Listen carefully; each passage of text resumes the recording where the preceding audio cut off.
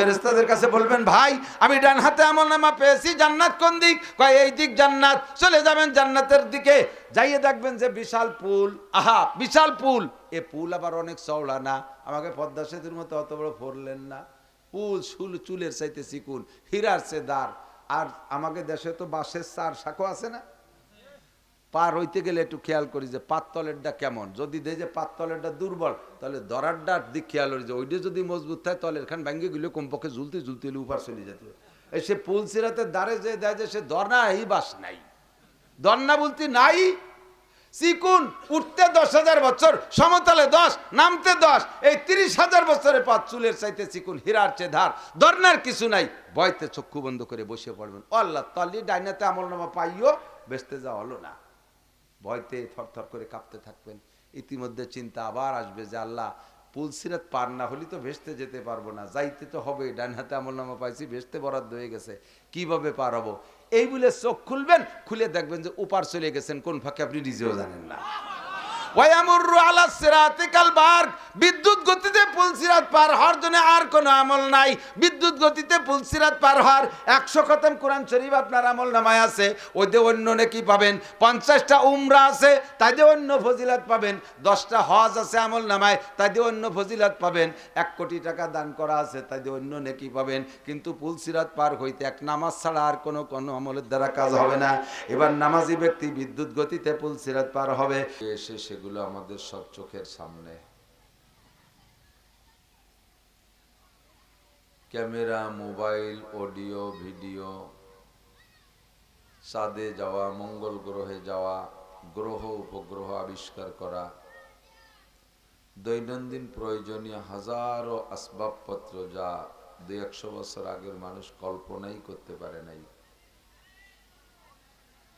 এ সব কিছু মানুষ আবিষ্কার করেছে তার জ্ঞান দিয়ে। এমনি পরিবেশ হলো ভাঙ্গাচুরা, তার ভিতরে যে কয়জন হয়েছে প্রত্যেকে যদি 1-1 প্যাকেট বাদাম আইনে গোল গোল হয়ে বসে কুটিয়ে কুটিয়ে খায়, তাহলে কি রেওয়াজ করে কোন দিন? অল্প কয়জন মানুষ যে যা করতেছেন আমি উপরে বসে দেখতেছি, মাথা নিচে খালি টের পাচ্ছে যে বাদাম খাচ্ছেন।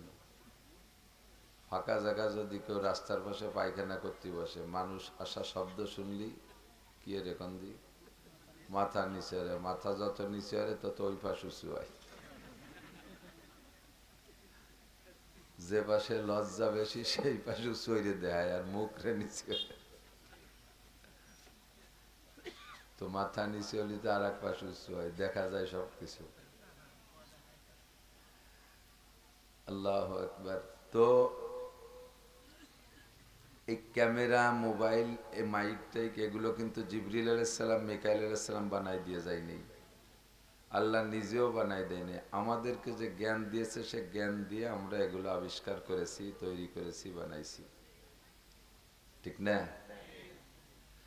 তো অসংখ্য আবিষ্কার করতে করতে মানুষ এক পর্যায়ে নিজেরাই এস্টাবলিশড, স্বয়ং সম্পূর্ণতায় পৌঁছেছে। এর কারণে আল্লাহ বলতে কেউ আছে এইটা এক শ্রেণীর মানুষের স্বীকার করে না, মানতে চায় না। এরা কাফের, এরা নাস্তিক। তো আল্লাহ পাক বলেন, তোমরা দুনিয়ায় যত জ্ঞান বিজ্ঞানের অধিকারী হও না কেন, যত কিছু আবিষ্কার করো, তোমার ইলম আর আমার ইলমের পার্থক্য করার জন্য তুলনা করাও অসামঞ্জস্য। এতটুক জেনে নাও, অমা উতীতুম মিনাল ইলমি ইল্লা কালিল, তোমাদেরকে সামান্য জ্ঞান দেয়া হয়েছে, একেবারে সামান্য। উদাহরণ দিতে গিয়ে একটু গল্প বলা লাগে। হযরত নবী মুসা আলাইহিস সালাতু ওয়াস সালাম তাওরাতের হাফেজ।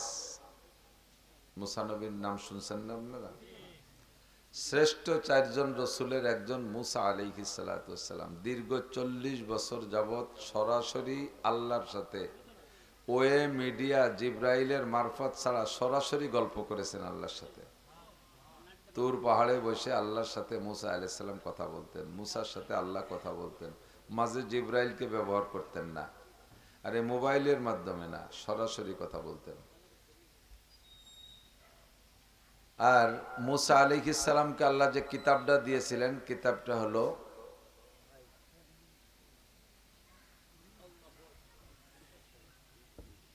1000 পারা। কোরআন শরীফে কত হাজার পারা? 30,000, মাত্র 30। আর তৌরতে 1000 পারা। কোরআন শরীফের আয়াত সংখ্যা 6236 অথবা 6666, দুই রকম গণনা। আর তৌরাতের এক এক পারায় 1000 আয়াত, 10 লক্ষ আয়াত বিশিষ্ট কিতাব তৌরাত। কত বড় কিতাব! এই পুরো কিতাবের হাফেজ ছিলেন মুসা আলাইহিস সালাম। উম্মত 6 লক্ষ, মাত্র 6 লক্ষ উনার কলেমা পড়া উম্মত, তাদেরকে নিয়ে উনি বয়ান করতেন। তো একদিন বয়ানের জমজমাটে যখন বয়ান করতেন, তখন একের পর এক আয়াত আসে আর তর্জমা বলে, আয়াত বলে আর তর্জমা বলে। শ্রোতারা এমনভাবে মুগ্ধ হয়ে গেছে, একজন লাফ দিয়ে উঠে বলতেই বাধ্য, ইয়া মুসা মান হুয়া আ'লামু ফিদ দুনিয়া মা সাওয়াল্লাহ। হে আল্লাহর নবী মুসা, আল্লাহর দুনিয়ায় সবচেয়ে বড় আলেম কে? আপনার চেয়ে বড় আলেম কি দুনিয়ার আছে? মুসা আলাইহিস সালাতু ওয়াসসালাম উনি ওই জজবায় জজবায় বলে ফেলাইছে, আনা আ'লামু ফিদ দুনিয়া মা সাওয়াল্লাহ। আল্লাহ বাদে দুনিয়ায় আর যারা আছে না কেন, তার ভিতরে সবচেয়ে বড় আলেম আমি। বাস্তবেই সবচেয়ে বড় আলেম তিনি তৎকালীন, কিন্তু ওনার এই বাচন ভঙ্গিটা আল্লাহ পাকের পছন্দ হয় নাই। নবী বলেন, রসুল বলেন, পীর বলেন, পয়গম্বর বলেন, সবই তো আল্লাহর মখলুক। আর যত বড় পীর পয়গম্বরই হোক না কেন, তার যে কোনো ত্রুটির উপরে আল্লাহ পাক রব্বুল আলামিন লুকমা দেওয়ার অধিকার রাখে, ঠিক না? হুজুর আলাইহিস সালাতু ওয়াসসালামের কাছে সাথে এসে গেল, একটু বলে যাই। হুজুর আলাইহিস সালাতু ওয়াসসালামের কাছে একবার মক্কার কাফেররা ইহুদিদের প্ররোচনায় 3টে প্রশ্ন পাঠাইছে। মোহাম্মদ বলো তো রূহ কি জিনিস? মোহাম্মদ বলো তো আসহাবে কাহাফ কারা? মোহাম্মদ বলো তো ইস্কান্দার জুলকারনাইন কে? 3টে প্রশ্ন। হুজুর সে সময় পর্যন্ত জানে নাই 3টা। তো প্রশ্ন করলে হুজুর জবাব দিয়েছেন। হুজুর বললেন, আগামীকাল বলবো। কবে? আগামীকাল। তো আগামীকাল যখন আসছে, ওরা এসে বলে, বলো মোহাম্মদ। হুজুরের বিশ্বাস যে আগামীকালকের মধ্যে জিব্রাইল যেভাবে ঘন ঘন সকাল বিকেল আসে, এর মধ্যে তো 2-1 বার আসা হয়েই যাবে, আর আমি হয়তো শুনি কব। কিন্তু হুজুর সেদিকে খেয়াল না করে বলে ফেলাইছেন, আগামীকাল বলবো। আগামীকাল এসে বলে, বলো মোহাম্মদ। হুজুর আবারও বললেন, আগামীকাল বলবো। এই আগামীকাল করতে করতে 1 মাস ওহী বন্ধ। নবী আলাইহিস সালাতু ওয়াসসালামকে শিক্ষা দেওয়ার জন্য আল্লাহ পাক রব্বুল আলামিন এই সিদ্ধান্ত নিয়েছেন। কাফেররা জিজ্ঞেস করেছেন যে বিষয়টা, এই বিষয়টা আল্লাহ তাআলা লৌহে মাহফুজে কোরআনে কারীমের ভিতরে লক্ষ লক্ষ বছর আগে লিখে রাখছে। আর সেই প্রশ্নটা আজকে কাফেররা করলো, সূরাটা নাজিল করে দিলি হুজুর কাফেরদের জবাব দিতে পারে, হুজুরের সম্মান ঠিক থাকে। কিন্তু তা না কইরা হুজুর যখন বলছেন আগামীকাল বলবো, আল্লাহ পাক রব্বুল আলামিন বিষয়টাকে স্মরণীয় করে রাখার জন্য 1 মাস পর্যন্ত ওহী বন্ধ করে রাখছে। জিবরাইল আসে না। ওরা ডেলি এসে কয়, কই মোহাম্মদ, কও না তো। যখন হুজুর আর বলতে পারে না, চতুর্দিকে অপপ্রচার শুরু হয়ে গেছে। এই তো ভুয়ো নবী, মোহাম্মদের আল্লাহ মোহাম্মদের বাদ দিয়েছে, এতদিন কিছু শিখে টিকে দিয়েছে, এখন সব বাদশাহ দিয়েছে, মোহাম্মদের নবুয়তি শেষ। এই পুলাপান, এই বুঝিস নি যে হেনে কথা কওয়া যায় না? হ্যাঁ, আর তুই বসে বসে বাদাম খাচ্ছিস চেয়ারে, নিচে ছিলি নিচে, উপরে উঠছিস বাদাম খাতে। আল্লাহু আকবার। এবার 1 মাস পরে হুজুরের চেহারা লাল হয়ে গেছে, গলা ফুলে গেছে, খুব দুশ্চিন্তায়। চতুর্দিকে আর অপপ্রচারকের তোর অভাব নাই। সাংবাদিক তো সবসময় সাংঘাতিক, সে জামানায় সাংবাদিকরা সাংঘাতিক। এই সারা দুনিয়া ভরে ছড়াচ্ছে যে মোহাম্মদ শেষ। হুজুর লজ্জায় ঘরের থেকেই বেরোন না। 1 মাস পরে জিবরিল আলাইহিস সালাম এসে সূরা কাহাফ নাজিল করে দিয়েছে। এই তিনটা শিখিয়ে দিয়েছে, হুজুর সুন্দর করে জবাব তাদেরকে দিয়েছে। শিখানোর ভিতর দিয়া আল্লাহ পাক রব্বুল আলামিন হুজুরকে একটা কথা বলে দিলেন, ওয়ালা তাকুলান্না লিশাইইন ইন্নী ফাইলুন যালিকা গাদা ইল্লা আইয়াশা আল্লাহ। সামনে কিছু বলবা আর করবা, এই কথা, এই কাজ, সামনে যে কাজটা আছে বলবেন বা করবেন, এর সাথে ইনশাআল্লাহ বলা ছাড়া কখনো কথা বলবেন না। কারণ কোনো কাজ সামনে সম্পাদন আল্লাহ যদি না করায় আমি আপনি করতে পারবো? একটু বলেন পারবো? বহুত বড় বড় রাজা বাদশাকে দেখছি, এখনো এই সমস্ত বর্তমানে যারা ক্ষমতায় আছে তারাও পিছনালাকে কাছ থেকে শিক্ষা, তার পিছনালাদের অবস্থা দেখেছে, সে তাদের অবস্থা পর্যবেক্ষণ করেছে, কিন্তু শিক্ষা গ্রহণ করে নাই। এখনো আমরা আগামী বছর এটা করবো, ওটা করবো, সেটা করব। আমাকে রাজনৈতিক নেতারা এসে আমাকে লোভ দেওয়া শুরু করে দিয়েছে, আরো আল্লাহ বসালি সামনে দেবে, খালি এবার আমার ভোট দিয়ে দেখেন, দেখেন খেলা দেখেন কি করে ছাড়িয়ে দেই। রাস্তা কাটে খাল বানায় দেবো, 12 মাস কাল নৌকো বেয়ে বেড়াবেন, আসমান ভেঙে জমিনি নামাবো, লাঠির মধ্যে মুগুর ভরবো, বহুত গল্প। একটা বারও ইনশাআল্লাহ কয় না, কতক্ষণ এত গল্প দিয়েছেন বিদায় সামনে শেষ মেশ আপনি 6 ভোটে ফেল করছেন, কিছু অতিয়ের নেই। কারণ নিজে করবেন তো, আল্লাহর পর তো ছাড়েন নাই। কথার শুরুতে কি বলতে হবে, শেষে বলতে হবে ইনশাআল্লাহ। ইনশাআল্লাহ খানা খাবো, ইনশাআল্লাহ যাবো, ইনশাআল্লাহ করব। সব জায়গা সামনে যা আছে তার জন্য ইনশাআল্লাহ। অনেকে ইনশাআল্লাহর এত মুখস্থ করে ফেলেছে, স্টেজে বক্তা উপস্থিত কয় ইনশাআল্লাহ আমাদের হুজুর উপস্থিত হয়ে গেছে, যেটা প্রেজেন্ট হয়ে গেছে তার সাথে তো ইনশাআল্লাহ নাই, তার সাথে মাশাআল্লাহ যদি ভালো হয় মাশাআল্লাহ, আলহামদুলিল্লাহ, আলহামদুলিল্লাহ হুজুর আসছেন, আলহামদুলিল্লাহ মাশাআল্লাহ হুজুর আসছে। হুজুর স্টেজে বসা তাও কা ইনশাআল্লাহ। অনেক সময় ঘোষকদের পালাই পড়ে যায়। সেদিন এক ঘোষক আমার নামে বলতেছে, এখন বয়ান করিবেন হযরত ইত্যাদি ইত্যাদি কইটা হযরত মাওলানা নাসির আহমদ নাওয়ার আল্লাহু মারকাদা। পাবলিক বোঝেন নাই, নাওয়ার আল্লাহু মারকাদা এই দোয়াটা হলো মরা মানুষের জন্য করতে হয়।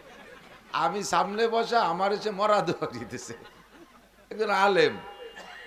গাদা তুই লেফলা সিমলা না হয়েছ, নাওয়ার আল্লাহু মারকাদা। তার মানে আল্লাহ আমার কবরে নুরান্বিত করি, সেটা তো মরার পরে, আপাতত বাইসিয়ে থাকতে পারি কি এলি তাই ক। এ সময় দোয়া করতে হয় বারাকাল্লাহু ফি হায়াতিহি, হায়াতের মধ্যে বরকত দাও, দামাত বারাকাতুহু, ওনার বরকতকে আল্লাহ লম্বা করে দাও, এই জাতীয় আরবি দোয়া। তো স্টেজে উপস্থিত সে সময় বা সামনে যেটা ঘটে গেছে, পিছনে যেটা হয়ে গেছে তা ভালো হলে, পছন্দ হলে আলহামদুলিল্লাহ মাশাআল্লাহ, আশ্চর্যের বিষয় হলে সুবহানাল্লাহ, খুশি হলে আলহামদুলিল্লাহ, সামনে যেটা আছে তার জন্য ইনশাআল্লাহ। ঠিক আছে তো ইনশাআল্লাহ, মনে থাকবে তো। এক ভদ্রলোক গাই কিনতে গেছে চাড়া বিটের হাটে আমাকে ওই বাসাতে। তা যাওয়ার সময় বউরে কয়ে গেছে, তুমি আরিফাতিল কিনে রেখে আমি দোয়া গাই কিনে আনবো, আই নেই যাতে রাতারাত 2 দোয়ায় ফেলানো যায়। তো বউ কইতেছে যে হাটে যাচ্ছ, গরুর হাটে কিন্তু পকেটমারির অভাব নাই, ওই রকম কিনবাই, এ সাটাম দিও না, বলো ইনশাআল্লাহ কিনে আনবো। কারণ আমারটা যে আমি কিনবো, যে ইনশাআল্লাহর কি আছে, কয় চোর চোরটাই তোমার চাইতে ভালো তদবির জানে, কয় টাকা যে জায়গা সারছি চোরের আব্বাও জাতি পারবে না। লুঙ্গির নিচে প্যান্ট পরছি, তার নিচে জাঙ্গে, জাঙ্গে তল পকেটে একেবারে নিচেই থুইছি টাকা, ও জায়গা চোরে আর দেবে কি রে। সেই সুরে টাকা নিয়ে গাই কিনতে গেছে, ইনশাল্লাহ মোটে কবে না তো কলই না। উনি যাইয়ে ভরা হাটের ভিতরে গাইয়েরটা চয়েস করিয়া দাম দর ঠিক করে টাকা দেবে। এর ভিতরে টাকা কোন জায়গা চোরের তো জানা আছে, যেহেতু আশপাশের পকেট, চোরে কিন্তু টোটাল বাহ্যিক পকেটগুলো সব খুঁজে ফেলে। একজন ঢাকা গেছে যাইয়ে 5 পয়সা তার পকেটে, তো কছে শুনছি যে ডাকা বলে পকেট মার, সব আমার দেখা হয়ে গেছে। বারবার কছে ডাকা বলে পকেট মার আছে, তারা বলে পকেটের টাকা নিয়ে যায়, সব আমার দেখা হয়ে গেছে। এইভাবে বলতে বলতে এক পকেট মারি রাগ হয়ে গেছে, তোমার পকেটে 5 পাই আসে, আমি 50 বার উঠেছি আর তুইছি, তুমি মনে হচ্ছে যে ঢাকায় পকেট মার নেই, আমি 50 বার থুইছি আর উঠেছি, কিন্তু এর চেয়ে বড় কিছু পাইনি বলে নেই নে। তো যাই পকেট চোরের তো হিসেব আছে, কোন কোন পকেটে টাকা আছে, বাহ্যিক সব পকেটে যখন টাকা পাইনি চিন্তা করছে তাহলে জায়গা মতোই রাখছে আন্ডারগ্রাউন্ডে। এই আন্ডারগ্রাউন্ডের টাকা নেওয়ার পদ্ধতি কি চোরে জানে, হাতে একটু গোবর মাহাই দিছে, গোবর মাহাই দিলি কাকা কাকা কাকা পকেটে হাত দিয়ে না, এই হাতে গোবর, চলেন দোয়াই নিয়ে আসি। 4-5 জন একসাথে জোট করে চোররা কলে নিয়ে একজন কল টেপে আর 2-3 জনে দোয়াই দেয়, আর পিছন দিয়ে একজন অপারেশন করে। উনি কুজুয়ে যখন কলেতে হাত ধরছে সেই সময় তল ফাইসে কাটিয়ে টাকা বার হয়ে নিয়ে গেছে। এবার হাত দুয়ে টাকা রুয়ে হাত চুকে দিছে, সে পকেট ছিঁড়ে তল দিয়ে বার হয়ে গেছে, টাকা পয়সা নেই। এখন তো কান্নাকাটি শুরু হয়ে গেছে, গাড়ি আর কিনতে পারলো না, পয়সা করি যা ছিল ভাড়ার টাকাও নাই, সবই নিয়ে গেছে। এখন সে সাড়া বিটে রাতেরতে বাড়ি আইটি আসতে রাত বেজে গেছে 12টা-1টা। একা একা আইটি আইসে এবার বাড়ির দরজায় দাঁড়াইয়া ছোট ছোট খটখটি দিচ্ছে। বউ কয় কে? কয় ইনশাল্লাহ আমি। কি খবর? কয় ইনশাল্লাহ গাই কিনি নেই। কেন? কয় ইনশাল্লাহ টাকা চোরে নিয়ে গেছি। এখন গবা গব ইনশাল্লাহ। তো বউ কয় সময় মতো যদি একবার কইতে তাহলে আল্লাহ তোমার টাকার পাহারাদারি করত। কতক্ষণ আমরা আপনারা অনেক কিছু করি, একটা এসে গেল একটু না বলে পারি না। নবী আলাইহিস সালাতু ওয়াস সালামের কাছে বাইতুল মালে মাল আসছে, গনিমতের মাল, যুদ্ধে বিজয়ী মাল, জাকাতের মাল, বহু মাল এসে গেছে। হুজুর তখন রাষ্ট্রপ্রধান, প্রেসিডেন্ট, মদিনার রাষ্ট্র কায়েম হয়ে গেছে। তো একদিন বিকেলবেলা অনেক মাল আসছে, আর মুজাহিদিন সাহাবাই কিরাম তো তখন অত বেশি না, বিভিন্ন ফ্রন্টে যুদ্ধ চলতেছে, আর সেখান থেকে মাল আসতেছে, কিন্তু মাল মাইপিয়া ঘরে রাখার মতো সময় পাচ্ছে না। এই করতে করতে ঈশা রক্ত হয়ে গেছে। ঈশার নামাজের পরে সাহাবাই কিরাম যে কয়জন ছিল তার ভিতরে হুজুর এলান দিলেন, মাইয়া হারিসু মিনকুমুল মাল, তোমাদের মধ্যে কে আজকে এই রাত্রে একটু মালটা পাহারা দেবে? এই যে মাল স্তূপ করা রয়েছে গাদি দিয়ে, এটা পাহারা দেবা কেরা? ফাকামা আবু হুরায়রা, আবু হুরায়রা দাঁড়াই গেছে। হুজুর বলে ইজলিস, বসো। আবার তিনবার এলান দিয়েছেন যে কে পাহারা দিবা? আবার আবু হুরায়রা। কে পাহারা দিবা? আবার আবু হুরায়রা।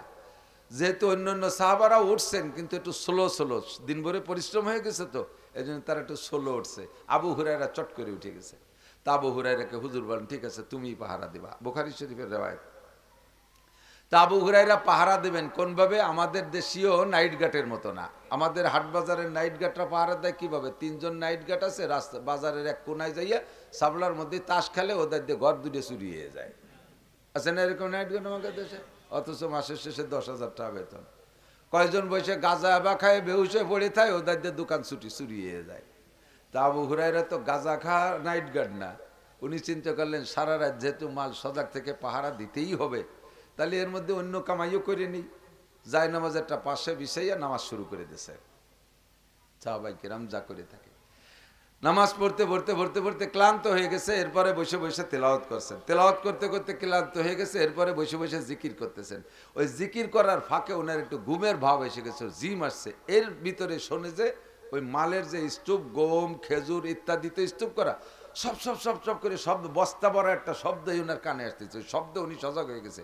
যাই দেয় যে স্তূপের অপর পাশে এক বুড়ো, জম্মের জীর্ণ শীর্ণ বুড়ো, এই গিরিয়ে গুড়ি সব শুলিয়ে গেছে, কুজো হয়ে গেছে, রুকু হয়ে থাকে সব সময়। এই বুড়ো বস্তারটা ভর্তিছে সেনটা মাল দিয়ে। বুড়োরে যে, হ্যাঁ বুড়ো, আমি এই জায়গায় নাইট গার্ড পাহারাদার, আমার হুজুর মোতায়েন করছে, তুমি আমার কাছে না শুনি বলে মাল ভর্তিছ?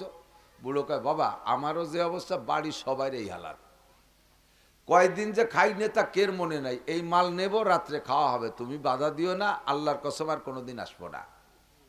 বুড়োর ওই দুর্বল হালাত দেখে হযরত আবু হুরায়রা ছেড়ে দিয়েছে, আর কয়ে গেছে যে আল্লাহ লা আতিকা গদান, আগামীকাল আসবো না। এরপরে আবু হুরায়রা আমল শেষ করছেন, ফজর পর্যন্ত পাহারাদারি করছেন। ফজরের নামাজ পড়তে মসজিদে নববীতে গেলে সব সাহাবায়ে কিরাম উপস্থিত। হুজুর ডাক দিয়ে বললেন, তাহলে আবু হুরায়রা এদিকে আসো। ডেকে নিয়ে বলতেন, মা বালু সারাকাতিক, গত রাত্রে তোমার চোরের খবর কি? হুজুর তো সে সময় ঘুম, তো যেহেতু জিজ্ঞেস করছে চোরের খবর কি, আবু হুরায়রা বুঝিয়ে ফেলাইছে খবর দেনেওয়ালা হুজুরকে খবর দিয়ে দিছে। তো আবু হুরায়রা বলতেছে, হুজুর আমি ধরেই ফেলাইছিলাম চোর রে। তো চোর এমন ভাবে জীর্ণ শীর্ণ চোর, আমারও মায়া লাগছে, আর কসম খাইছে যে কোনোদিন আসবে না, এই জন্য একবারের জন্য ছেড়ে দিছি। সে বলছে আল্লাহ লা আতিকা গদান, কাল আসবো না। হুজুর বললেন, সাইয়াতিকা গদান, আল্লাহ আতিকা গদান, যদি আগামীকালও দিনের বেলা মাল উঠে সাথে না পড়ার তুমি পাহারায় থাকো, দেখবা ওই চোর কাইলও আসবে। তা আবু হুরায়রা কয় যে সে চোর যেভাবে কসম খাইছিল তাতে মনে হলো যেন আসবে না, কিন্তু হুজুর কসম খাইলেন, হুজুরের সাথে কসম খাইলেন, এবার চোরের কসম তো টেকে না, হুজুরি কসমের সামনে একিন হয়ে গেল সে কাইলও আসবে। পরের রাত্রে আবার ধরছে, তুই না কলি যে বুড়ো আর আসবি না? আরে বাবা, তা দুপুরের আগে শেষ হয়ে গেছে জানিছিলাম। তুমি যদি আমাকে বাড়ি যাইতে আর দেখতে, তাহলে আমার আশা লাগতো না, তুমি দিয়ে আসতে। তা আজকে এই বস্তা নীতি দাও আল্লাহ আতিকা গদান। একটা শিক্ষণীয় আমল আছে সামনে, এই জন্যই বলতেছি গল্প, যেহেতু হাদিসের গল্প, এটা আমার বানানো গল্প না, কোনো যুক্তির গল্প না। দ্বিতীয়বার আজকেও ছেড়ে দিয়েছে। হুজুর আবার বললেন কি খবর? কয় যে হুজুর সত্যি আইছিল, কিন্তু ও আর কোনোদিন আসবে না, আজকে যে কসম খাইছে খুব কড়া কসম খাইছে। হুজুর কয় আল্লাহ আতিকা গদান, ও কাইলো আসবে। দিনেও মাল উঠেই পারে না, আবার রাত্রে আবু হুরায়রাই পাহারাদার। ওই গভীর রাত্রে সেই বুড়ো এসে আবার বস্তা ভর্তিছে। আজকে যে দড়ি দিয়ে দড়ি বান্ধি ফেলাইছে, দড়ি বান্ধি ফেলাইছে। তোরে আজকে নিয়েই যাব, বদমায়েশ বুড়ো, ডেলি ডেলি সিটারিওর, এই বয়সে সিটারিওরে, তোরে আজকে নিয়েই যাব। বুড়ো কয় বাবা তোমার পায়ে ধরি, আমার ছাড়িয়ে দাও। কয় না, তোরে নিয়েই যাব। এবার ওই শোর কয় বাবা মোহাম্মদের কাছে যাচ্ছি, আমার কোনো সমস্যা নাই, কিন্তু ও জায়গায় ওমর আছে, ওমর রে ভয় পাই, ও আমার গেটি কেটি ফেলাই দিবে রে, আমারে মেরে ফেলবে, ও জায়গা আমারে নিও না। তো বলে না তোরে নেবই। যখন ছাড়েই না আবু হুরায়রা, এবার ওই বুড়ো বলতেছে বাবা তোমার একটা আমল শিখিয়ে দেব, এই আমলে যদি তুমি খুশি হও তাহলে কি ছাড়বা? তাহলে হযরত আবু হুরায়রা এবং সাহাবায়ে কিরাম তো আমলের লোভী। উনি আল্লাহ কি কয়, সোরে আমল শিখিয়ে দেবে, এ কি? আল্লাহু আকবার। তো বলতে ঠিক আছে কদিন এই পছন্দ হলি ছাড়বো। তা বলতেছে তুমি এইভাবে রাত জাগে কয় রাত পাহারা দিবা? যদি এই মাল 1 বছর থাকে, ডেলি তো তুমি ঘুম কামাই করে পাহারা দিতে পারবা না। তোমার ঘুম কামাই করে পাহারা দেওয়া লাগবে না। তোমার এই মাল পৃথিবীর যে কোনো জায়গা, তোমার ইন্ডাস্ট্রিজ থাকুক, কলকারখানা থাকুক, গোডাউন থাকুক, গুদম থাকুক, ছেলে মেয়ে থাকুক, বউ বাচ্চা থাকুক, ঘর বাড়ি থাকুক, দালান কোঠা থাকুক, ব্যবসা বাণিজ্যের দোকানপাট থাকুক, বিশ্বের যেখানেই থাকুক না কেন, তোমার সব জায়গায় নাইট গার্ড সেট করা লাগবে না। তুমি রাতের বেলা ঈশার নামাজ পড়ে আরামসে বিছানায় ঘুমায় যাবা। শোয়ার আগে আয়াতুল কুরসি পড়ে শোবা। শোয়ার আগে যদি তুমি আয়াতুল কুরসি পড়ে শোও, আল্লাহ পাক রব্বুল আলামিন ফেরেশতার মাধ্যমে তোমার সব সম্পদকে পাহারাদারি করবে। সিস্টেমটা বলে দেই, আয়াতুল কুরসি পড়বা, আর তুমি যেই জায়গাটারে বন্ধ দিবা ওই জায়গার একটা শুরু হিসাব করো। যেমন তোমার বাড়ি ঢোকার একটা মেন গেট আছে, ওই মেন গেটের সাথে তুমি মেন গেটের এক সাইডে কপালে হাত লাগাও, আর মেন গেটের একটা সাইডে তুমি কল্পনা করো আয়াতুল কুরসি পড়তে থাকো। আল্লাহু লা ইলাহা ইল্লা হুয়াল হাইয়ুল কাইয়্যুম লা তাখুযুহু সিনাতুন ওয়া লা নাওম লাহু মা ফিস সামাওয়াতি ওয়া মা ফিল আরদ মান যাল্লাযী ইয়াশফাউ ইনদাহু ইল্লা বিইযনিহি ইয়ালামু মা বাইনা আইদিহিম ওয়া মা খালফাহুম ওয়া লা ইউহিতুনা বিশাইইন মিন ইলমিহি ইল্লা বিমা শা ওয়াসি'a কুরসিয়্যুহুস সামাওয়াতি ওয়াল আরদ ওয়ালা ইয়াউদুহু হিফযুহুমা ওয়া হুয়াল আলিয়্যুল আযীম। যেখান থেকে নিয়েছো ঘুরায় সেখান পর্যন্ত আনো। আর তোমার টোটাল সম্পদ, ঘর বাড়ি সবকিছুকে তুমি এভাবে বন্ধের নিয়ত করো। আল্লাহ পাক রব্বুল আলামিন সারা রাত ফেরেশতা দিয়ে তোমার সবকিছু হেফাজত করবে। তোমার আর ঘুম কামাই করে পাহারাদারি করা লাগবে না। ওই বাউন্ডারির ভিতরে রাতের ভিতরে সারা রাত চোর ডাকাত গুন্ড বদমাইশ এমনকি জিন পরি দেও দানব ঢুকতে পারবে না। যদি বন্ধ দেওয়ার আগে কেউ ঢুকে থাকে, যদি বন্ধ দেওয়ার আগে, বন্ধ দেওয়ার পর তো কেউ ঢুকতে পারবে না, বন্ধ দেওয়ার আগে যদি কেউ ঢুকিয়ে বসে থাকে, তাহলে বন্ধ দেওয়ার পরে ওই লোকটা রাতের মধ্যে আর বেরোতে পারবে না, সারা রাত আটকা থেকে যাবে। যে কোনো বাহানায় সকালবেলা আপনি যখন বেরোবেন তখন সে বেরোবে, আপনি ঢুকবেন এক পাশে বেরোবেন এক পাশে, তখন আপনার বন্ধ ভাঙবে। ওরে জিজ্ঞাসা, তুই কি ব্যাপার? কেমন ভাই আইছিলাম তোমার ডাকতি, তা যে সে ফজরে রক্ত এই বাড়ি নেই, একটা বাহানা একটা কিছু কই উঠবে আর কি, আইছে তো রাত্রি চুরিয়েতি। ওয়াসিয়া কুরসিয়্যুহুস সামাওয়াতি ওয়াল আরদ, ইনশাআল্লাহ যখন বলবেন তখন সব কাজের দায়িত্ব কে নেবে? ওয়ালা তাকুলান্না লিশাইইন ইন্নী ফাইলুন যালিকা গাদা ইল্লা আইয়াশা আল্লাহ। ইনশাআল্লাহ ছাড়া কোনো কিছু বলবা না যুবক, আমি এটা করব ওটা করব সেটা করব, কিছুই তুমি করার ক্ষমতা রাখো না। সর্বময় ক্ষমতার মালিক কে? আল্লাহ। নবী আলাইহিস সালামের সামান্য ত্রুটির উপরে আল্লাহ পাক লুকমা দিয়েছেন, এই ত্রুটিরে ত্রুটি বলা কবিরা গুনাহ। উম্মতকে প্রশিক্ষণ দেওয়ার জন্য একটা ঘটনা ঘটানো হয়, ঘটনা ঘটার পরে যেই কাজটা ঘটে যায় ওইটা মনে থাকে অনেক দিন। কতক্ষণ? কোনো একটা আমল যদি কোনো একটা আমল যদি কার্যক্ষেত্রে আমলটা প্রকাশ হয়, তাহলে ওই কার্যক্ষেত্রের কারণে আমলটা স্মরণীয় হয়ে থাকে, অনেক দিন মনে থাকে, যাতে ইনশাআল্লাহ কোনো দিন ভুলে না যাও। এই জন্য নবীকে আল্লাহ পাক রব্বুল আলামিন এই প্রসেসে পদ্ধতিতে শিক্ষা দিয়েছেন। মুসা নবী আলাইহিস সালাম বলে ফেলছেন, আনা আলামু ফিদ দুনিয়া মা সাওয়াল্লাহ, আমি দুনিয়ায় সবচাইতে বড় আলেম। ভাষাটা আল্লাহ পাকের একটু কম পছন্দ হয়েছে। আল্লাহর দাবি ছিল মুসা বলবে আল্লাহু আলামু মান হুয়া আলামু ফিদ দুনিয়া মা সাওয়াল্লাহ, আল্লাহই ভালো জানে জগতে সবচেয়ে বড় আলেম কে। কথাটা আল্লাহর দিকে ছেড়ে দেবে, আল্লাহ পাক বলবেন আমার মুসা বর্তমানে সবচেয়ে বড় আলেম। কিন্তু কথা সেদিক না নিয়ে যখন নিজের দিকে নিয়েছে, নিজেই বলছে আমি সবচেয়ে বড় আলেম, আল্লাহ পাকের পছন্দ হয় নাই। আল্লাহ পাক বললেন মুসা তোমাকে একটা শিক্ষা সফরে যেতে হবে। কি সফর হবে? অধিকাংশ সারা দুনিয়ার মানুষ শিক্ষা সফরের বিশেষ পয়েন্ট বানাইছে, বর্তমানেও, আগেও ছিল। সমুদ্র সৈকত, কক্সবাজার, কুয়াকাটা, ওই বরগুনা, পাথরঘাটা, এই যত ঘাটা ঘুটু আছে সাগরের পাড়ি দিয়ে, ওই বিদেশও সমুদ্র সৈকতগুলো সকলের জন্য পর্যটন কেন্দ্র। মুসা আলাইহিস সালামকে আল্লাহ বললেন তুমি শিক্ষা সফরে যাইতে হবে, তুমি তো বলেছো সবচেয়ে বড় আলেম। সবচেয়ে বড় আলেম কাকে বলে একটু দেখে আসো। কোথায় যাব, কোন জায়গা যাব? আল্লাহ পাক রব্বুল আলামিন হুকুম দিলেন মাজমাল বাহরাইন, দুই সাগরের মিলন স্থান যেখানে, ওই জায়গা গেলে একটা লোকের সাথে সাক্ষাৎ পাবা, তার সাথে কিছুক্ষণ থাকলে মুসা তুমি বুঝবা বড় আলেম কাকে বলে। একা যাব না, কেউকে নিয়ে যাব। কয় সফরে একা যাওয়া ঠিক না, সফর সঙ্গী নিয়ে যাবা। হযরত ইউসা ইবনে নূন আলাইহিস সালাতু ওয়াস সালাম তখন উম্মত ছিলেন। মুসা নবীর ইন্তেকালের পরে ইউসা নবী হয়েছিলেন। ইউসাকে সঙ্গে করে নিয়ে গেলেন। কিসসাও হয়তো কখনো শুনে থাকতে পারেন, সূরা কাহফের ভিতরে আছে ওয়াকিয়া। এই দুইজনে চলে গেছেন, যার সময় মুসা আলাইহিস সালাম ইউসা ইবনে নূনকে তার ব্যাগের ভিতরে খাবার দাবার ঢুকাইতে বলছে, আর বলছে একটা মাছ ভাইজা নিবা, এই ভাজা মাছটা যে জায়গা তাজা হবে, ভাজা মাছ যেখানে তাজা হইয়া পানির মধ্যে চলে যাবে, ওই জায়গাটাই হলো আমাদের সফরের পয়েন্ট। দুইজন হাঁটতে হাঁটতে কত দূর যায়া দুই সাগরের মিলন স্থান যেখানে, ওখানে যে উপস্থিত হয়েছে, ক্লান্ত হয়ে পাথর মাথার নিচে দিয়ে দুইজন শুয়ে পড়ছে। কিছুক্ষণ ঘুমানোর পরে যখন কদ্দুর আবার হেঁটে চলে গেছে, ঘুম থেকে উইঠা যায়া বলতেছে, মুসা আলাইহিস সালাম বলতেছেন আরে ব্যাগে কি খাবার কি আছে একটু বের করো বাবা, ক্ষুধা লাগছে। দস্তারখান খুলে যখন ব্যাগ খুলছে, খাবারের সব আছে, কিন্তু সেই ভাজা মাছ নাই। মুসা আলাইহিস সালাম কয় কি কর, মাছ কন্যে খালি? কয় না হুজুর, আল্লাহর কিরে আমি খাইনি। তা খাইছে তা ভাজা মাছ গেল কয়? কয় জমানসানি হুইল্লা শয়তানা নাজকুরা, কথা তো ছিল সে ভাজা মাছ কোন জায়গাতে হারায় যায় আমি মনে হয়ে দেবো, কিন্তু শয়তানে আমারে ভুলে দিচ্ছে, তা মনে নাই। এবার পায়ের ছাপ ধরে মরুভূমির উপরে ব্যাকে আসছে, যে জায়গা ঘুমাইছিলেন ওই জায়গায় এসে দেখে সাগরের ভিতরে মাছটা জীবিত হইয়া ডুইকা গেছে, আর ভিতরে একটা সুড়ঙ্গ হয়ে আছে, পানি মেশে নাই। সুড়ঙ্গটা এত বড়, হযরত মুসা আলাইহিস সালাম সেই সুড়ঙ্গে দিয়ে পানির মধ্যে নেমে যেতে পারেন, গায়ে পানি লাগে না। ইউসা ইবনে নূনকে ওখান থেকে বিদায় দিয়েছে, বাবা তুমি যাও, সামনে সফর সঙ্গী হবে আমার, অন্য কেউ এখন তোমারে রাখা যাবে না।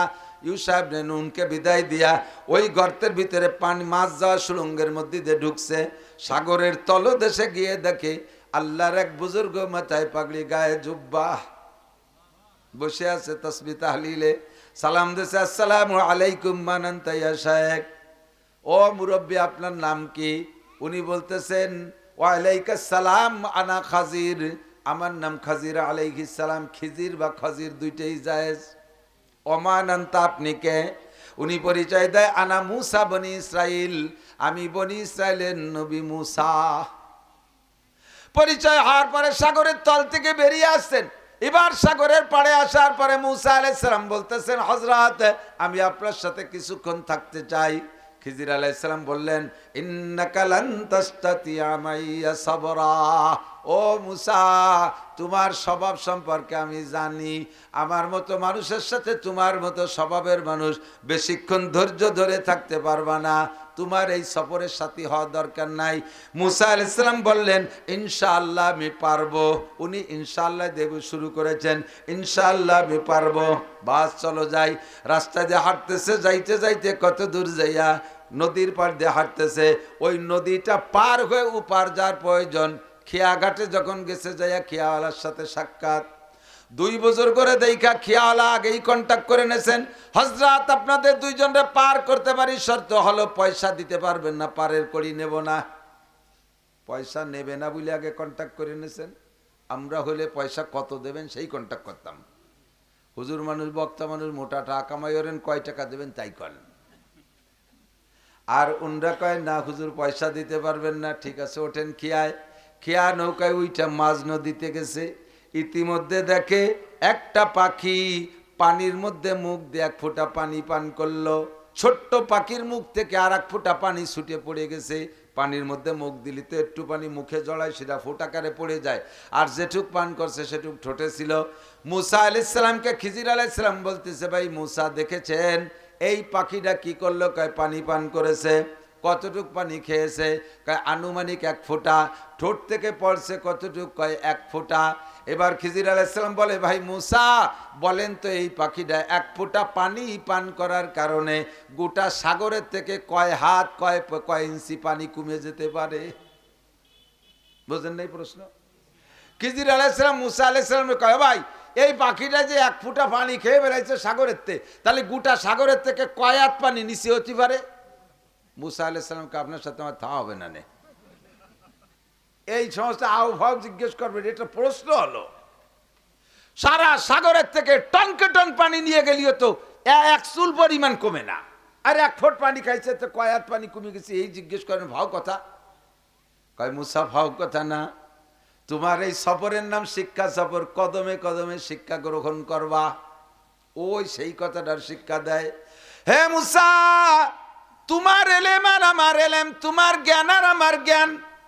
আমার জ্ঞান দিয়ে আমি বিমান বানাইতে পারি, রকেট বানাইতে পারি, ক্ষেপণাস্ত্র বানাইতে পারি, অ্যাটম বোমা বানাইতে পারি, পারমাণবিক বোমা বানাইতে পারি, দুনিয়ার সব আবিষ্কার করতে পারি। মুসা তুমি 1000 পারা তৌরতের হাফেজ আলেম হতে পারো, তোমার এলেম আর আমার এলেম আর এই সাগর আর আমার আর তোমার আল্লাহর এলেমের পরিমাণ বোঝানোর জন্য এই সাগরের থেকে 1 ফোঁটা পানি পাখি পান করেছে, অতটুক আমার এলেম। যে ফোঁটা পানি পইড়া গেছে অতটুক হলো তোমার এলেম। আর গোটা দুনিয়ার 7 সমুদ্র 13 নদীতে যত পানি আছে সমস্ত পানি সম পরিমাণ আমার আর তোমার আল্লাহর এলেম। ওমা উতিতুম মিনাল ইলমি ইল্লা কালিল। হে চায়নার বিজ্ঞানীরা, হে ইসরায়েলি পণ্ডিতরা, হে জাপানের বিজ্ঞানীরা, হে জাপানি রাশিয়ার বিজ্ঞানীরা, ইন্ডিয়ান বিজ্ঞানীরা, সারা দুনিয়ার বিজ্ঞানী, সবার বিজ্ঞানকে একত্রিত করলে আল্লাহ পাকের কুদরতি এলেমের সামনে সাগরের থেকে যেমন 1 ফোঁটা, তোমাদের সকলের জ্ঞান বিজ্ঞানও 1 ফোঁটার বেশি না। ঠিক না? আল্লাহ কয় তোমাদের বিজ্ঞান দিয়ে ধান ছাড়া চাউল বানাও, তোমাদের বিজ্ঞান দিয়ে তোমরা হাঁস মুরগি ছাড়া ডিম বানাও, তোমাদের বিজ্ঞান দিয়ে একজনের বীর্য আর একজনের কি বলা হয় স্বামী স্ত্রী মিলন পদ্ধতি ছাড়া ডাইরেক্ট বীর্য বের করে আর এক নারীর পেটে দিয়ে তোমরা সন্তান তৈরি করো, এও আমি ক্ষমতা দিয়েছি, বিদায় করো। ও বন্ধু, এই 2 জায়গার থেকে বীর্য নেওয়া ছাড়া, মিলন দেওয়া ছাড়া আলাদা একটা কিছু দিয়ে হুবহু এমন একটা মানুষ বানায় দেখাও, জীবনেও কোনোদিন পারবে? কথা বলেন, পারবে? কোনোদিনও পারবে না। আমার আল্লাহ বলেন 5টা সব এলেম তোমাদেরকে দিতে পারি, 5টা এলেম দেই দেই। একটা হলো ইন্নাল্লাহা ইনদাহু ইলমুস সাআ। এ দুনিয়া একদিন ধ্বংস হবে, জোরে বলেন হবে কি হবে না? দুনিয়া ধ্বংস হবে, থাকবে না, এ দুনিয়া কিচ্ছু থাকবে না।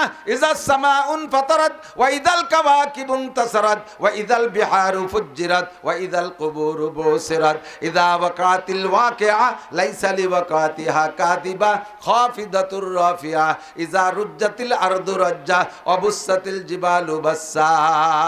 আসমান টাস টাস করে ফেটে যাবে, চন্দ্র সূর্য গুঁড়ো গুঁড়ো হয়ে যাবে, তারকারাজি চটপট করে এদিক ওদিক উড়াউড়ি শুরু করবে, একটার অস্তিত্ব থাকবে না, পায়ের নিচে জমি থাকবে না, পাহাড় পর্বতগুলো তুলার মতো উঠতে থাকবে, কোনো স্থাপনা কোনো কিছুই থাকবে না। এর নাম হলো কিয়ামত। এই কিয়ামত কবে হবে এর তারিখ কেউ আমি জানতে দেই নাই। ইন্নাল্লাহা ইনদাহু ইলমুস সাআ, কিয়ামতের তারিখ আল্লাহ জানে। ওয়া ইউনাজ্জিলুল গাইস, 2 নম্বর হলো কোন দিন কোন মেঘে কোন জায়গা বৃষ্টি নামবে। কোন দিন কোন জায়গা কোন মেঘে বৃষ্টি নামবে এটা দুনিয়ার কোনো বিজ্ঞানীরা শিওর সংবাদ বলতে পারবে না, সম্ভাবনা আছে বলতে পারবে। আরে এমনকি যেই মিকাইল ফেরেশতা বৃষ্টি নামায় সেও 1 সেকেন্ড আগেও জানে না যে জায়গা বৃষ্টি নামাবে কি নামাবে না, যখন অর্ডার হয় সঙ্গে সঙ্গে বৃষ্টি নামাইয়া দেয়। 2 নম্বর ওয়ায়ুনাজ্জিলুল গায়জ। 3 নম্বরে ওয়ায়ালামু মা ফিল আরহাম, কোন নারীর পেটে সন্তান আছে আর নাই এইটা দুনিয়ার কোনো মানুষ বলতে পারে না। সন্তান পেটে আসার পরে মেশিন দিয়ে দেখে বলতে পারো আমার আল্লাহ সন্তান পেটে আসার আগেও জানে কার পেটে সন্তান আছে কি আছে না, ধারণ ক্ষমতা আছে কি আছে না, বাচ্চা দেওয়ার ক্ষমতা আছে কি আছে না, না সন্তান নারী না পুরুষ, সব কিছু আল্লাহ ছাড়া কেউ শিওর সংবাদ বলতে পারে না।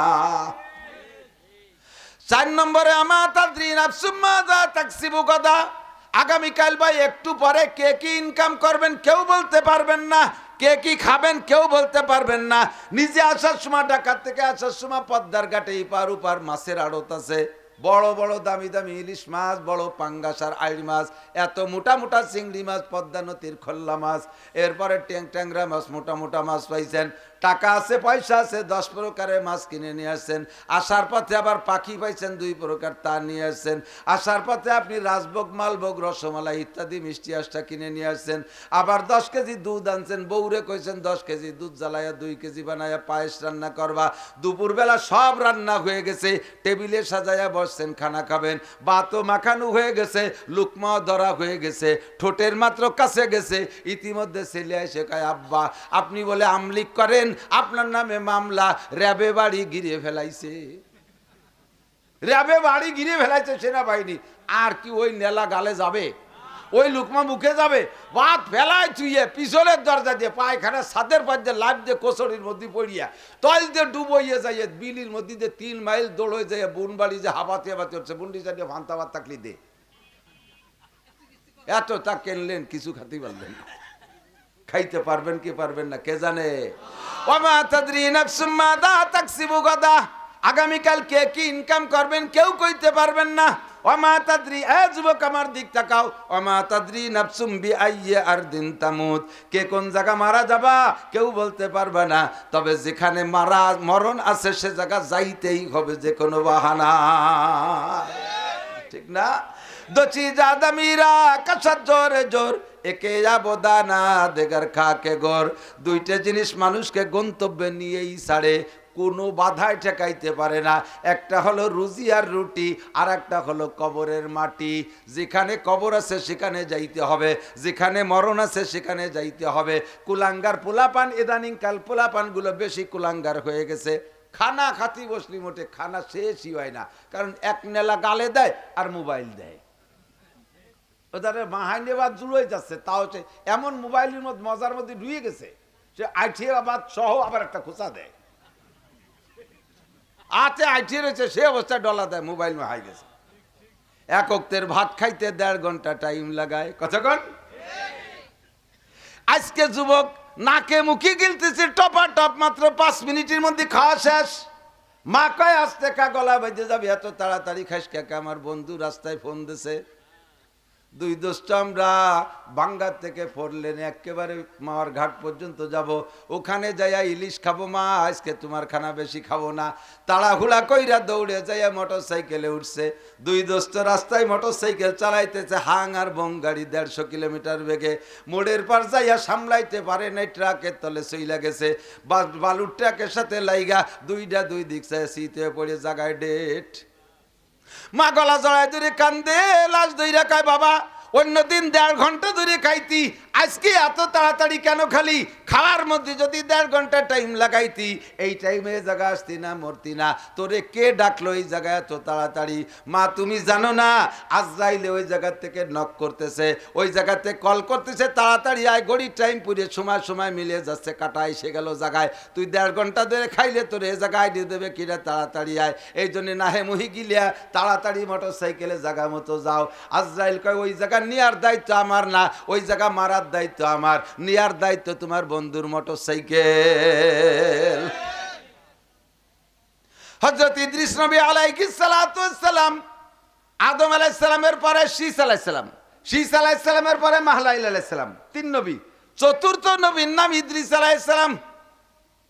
সে সময় দুনিয়ায় কয়েক লক্ষ মানুষ, কোটি কোটি মানুষ হয় নাই।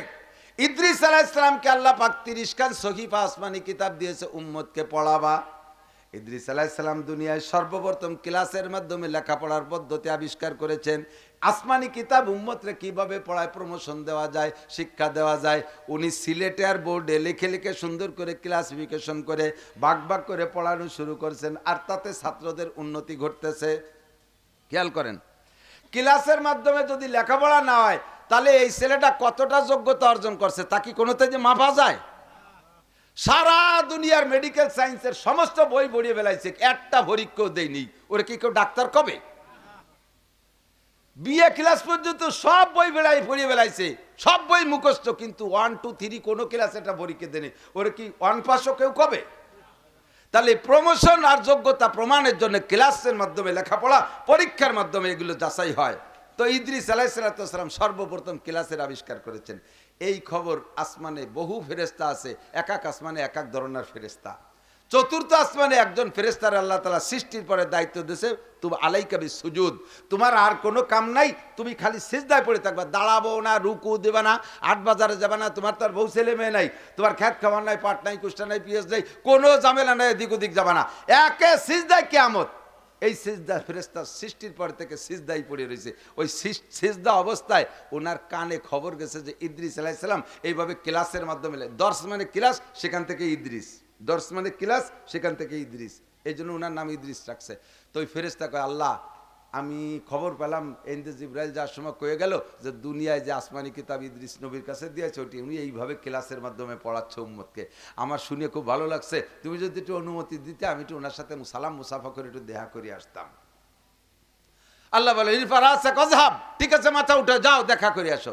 ওই চতুর্থ আসমানের থেকে ফেরেশতা আইসা ইদ্রিস আলাইহিস সালামের সাথে সালাম কালাম মুসাফা, আসসালামু আলাইকুম ইয়া নবী আল্লাহ ইদ্রিস, কাইফা হালুকা, আরবিতে ইত্যাদি ইত্যাদি কুশল বিনিময় করে। মানান্তা আপনি কে? কানা আনা মালাইকাতুল্লাহ, আমি আল্লাহর একজন ফেরেশতা, আইসু ফি তাবকাতির রাবিয়া ফিস সামা, আমি চতুর্থ আসমানে থাকি।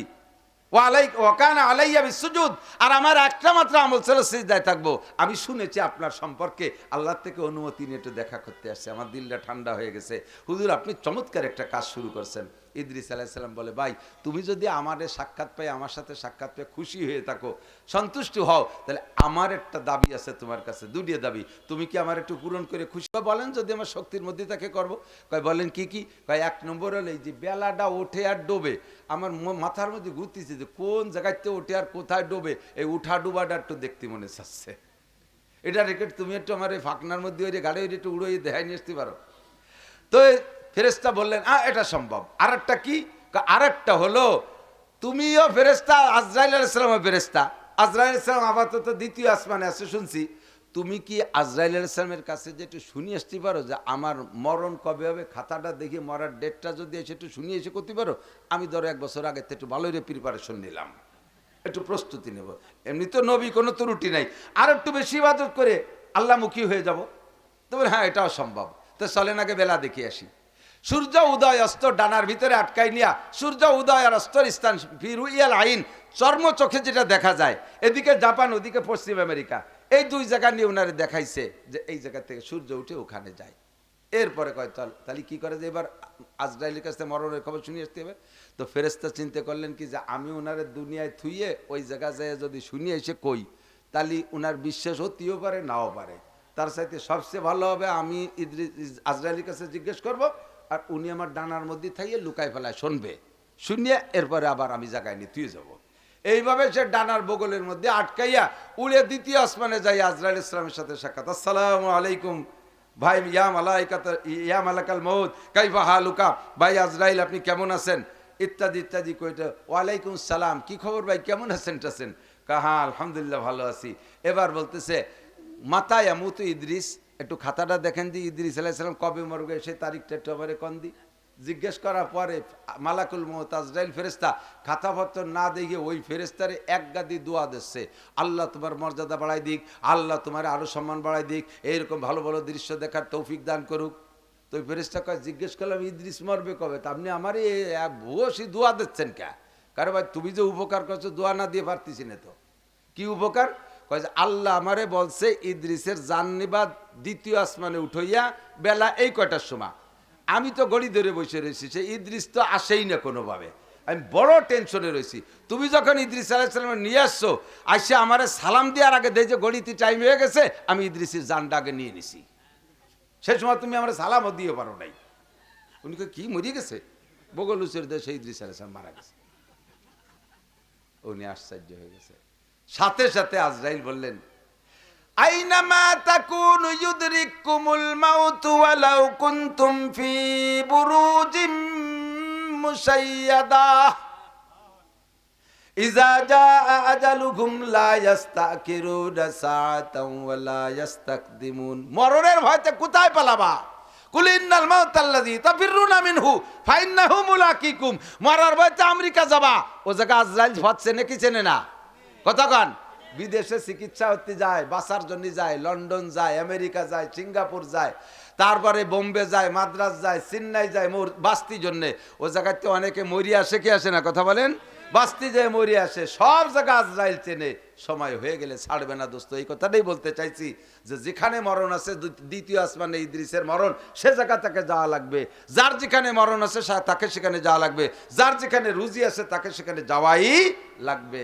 এই জন্য বলে দোচি আদমিরা কাসার জোরে জোর একে আবদানা দেগার খাকে গোর। এই পাঁচটা বিষয় আল্লাহ তাআলা হাতে রেখেছেন। কেউ কখনো অ্যাডভান্স বলতে পারবেন না, পারবেন না, পারবেন না।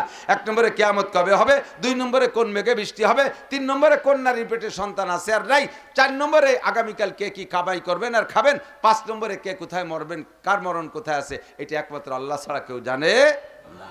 আল্লাহু আকবার। তো আজকে বৃষ্টি হবে, বিজ্ঞানীরা কয়দিন ধরে কইছে, কত জায়গা ওই নেই, জায়গায় জায়গায় হইছে, জায়গায় জায়গায় ওই নেই। এখন এর কারণে হুজুরকে পর অভিযোগ করা যাবে না। হুজুর আর মাহফিল দিন পালো না, কি সুন্দর কতদিন ধরে চলতেছে না, আল্লাহর মতো সুন্দর চলছে। আজকে আমাকে কপাল ভালো বৃষ্টি হয়ে গেছে, শুকর আদায় করেন আলহামদুলিল্লাহ। হুজুর আলাইহিস সালাম একবার জিবরিল আলাইহিস সালামকে জিজ্ঞেস করছে, ভাই জিবরাইল, আল্লাহ তাআলা মানুষের আমলের পর কি খুশি হয়? বলে হ্যাঁ, আমল করলে বান্দা যা খুশি হয় আল্লাহ। তা খুশি হয়ে কি করে? তো জিবরাইল বলতেছে, যদি আল্লাহ তাআলা কোনো এলাকার একজন মানুষের পর খুশি হয় তার আমলের কারণে, ওর ওসিলায় ওই এলাকায় আল্লাহ তাআলা রহমতের বৃষ্টি দান করে। 1 নম্বর খুশির প্রকাশ।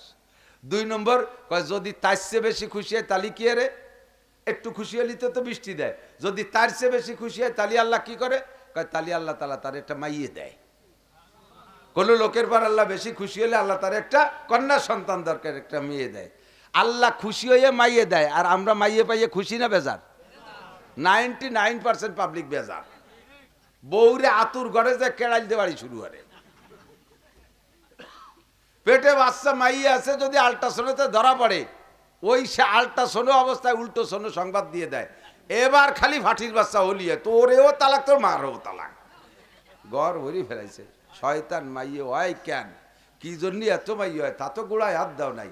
তুমি বিয়ের সময় যৌতুক খাইছো কয় লাখ টাকা? বিয়ের সময় যৌতুক খাইছো কয় লাখ টাকা? কয় 1 লাখ টাকা। এই জন্য তিলকা আসার তুমি কামেলা 1-এ 10 যাবে, তোরে মাইয়ে দেবে 10টা। 10 লাখ টাকা রেডি কর। তুমি হয় কার বউরে মারো, মাইয়ে পছন্দ না হলে এবার শালটা তুরাবা না। বউ মহিলা মানুষ পারে নাই, যা বানাইছে তা মাইয়ে হয়ে গেছে। আর তোকে কয়বা বেটার মাইয়ে পছন্দ না, ছেলে ভালো লাগে, তা ছেলেটা তুরাবা না। বউরে দোষ দিস কে? ছেলেরে ছেলে করতে যেটুক লাগে সেইটুক বানা, সেটুকের নাম করলাম না। পারবা কেউ? তাহলে পারবা না যেহেতু, তা বোর পর ওই অভিযোগ করে লাভ কি? ছেলে দেয় কে? মেয়ে দেয় কে?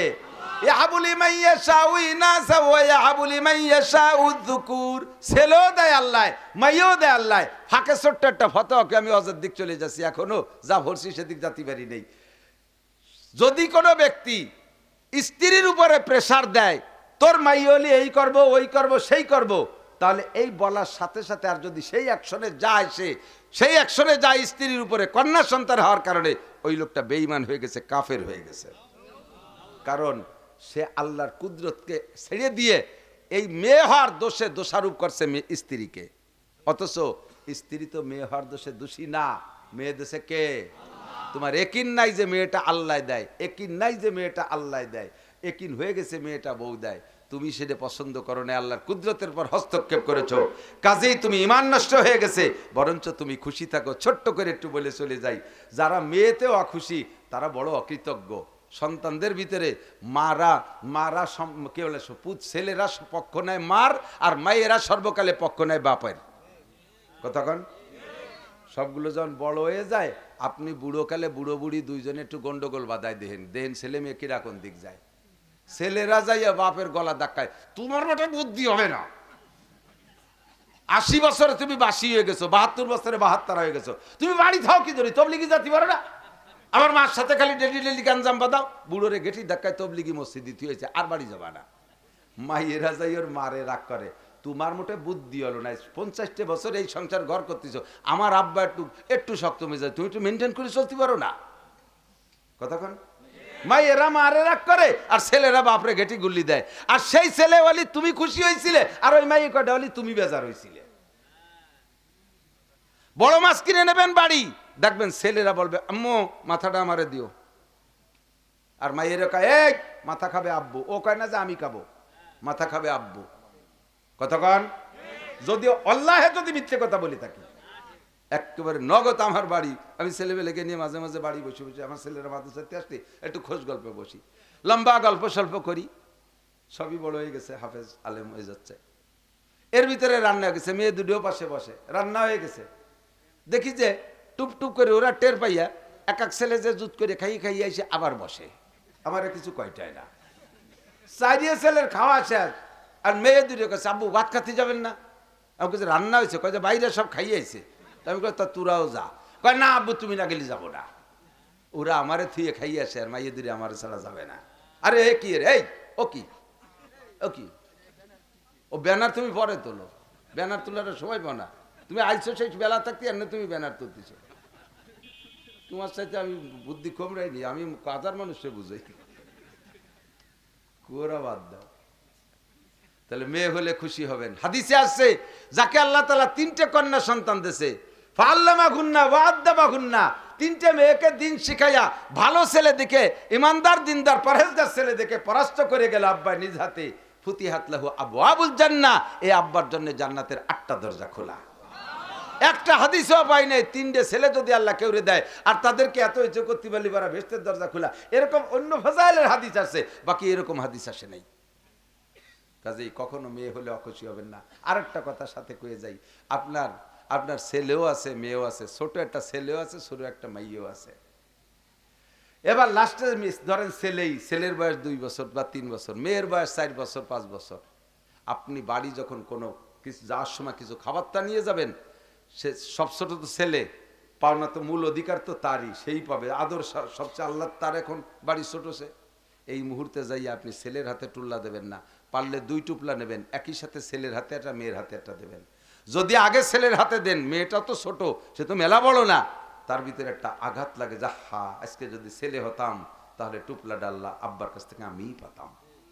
সে মেয়ে হিসেবে ভিতরে একটা বড় আঘাত পায়। বাইরের থেকে খাবার নিলে টুপলাটা মেয়ের হাতে আগে দেবেন, ছেলের হাতে দেবেন না।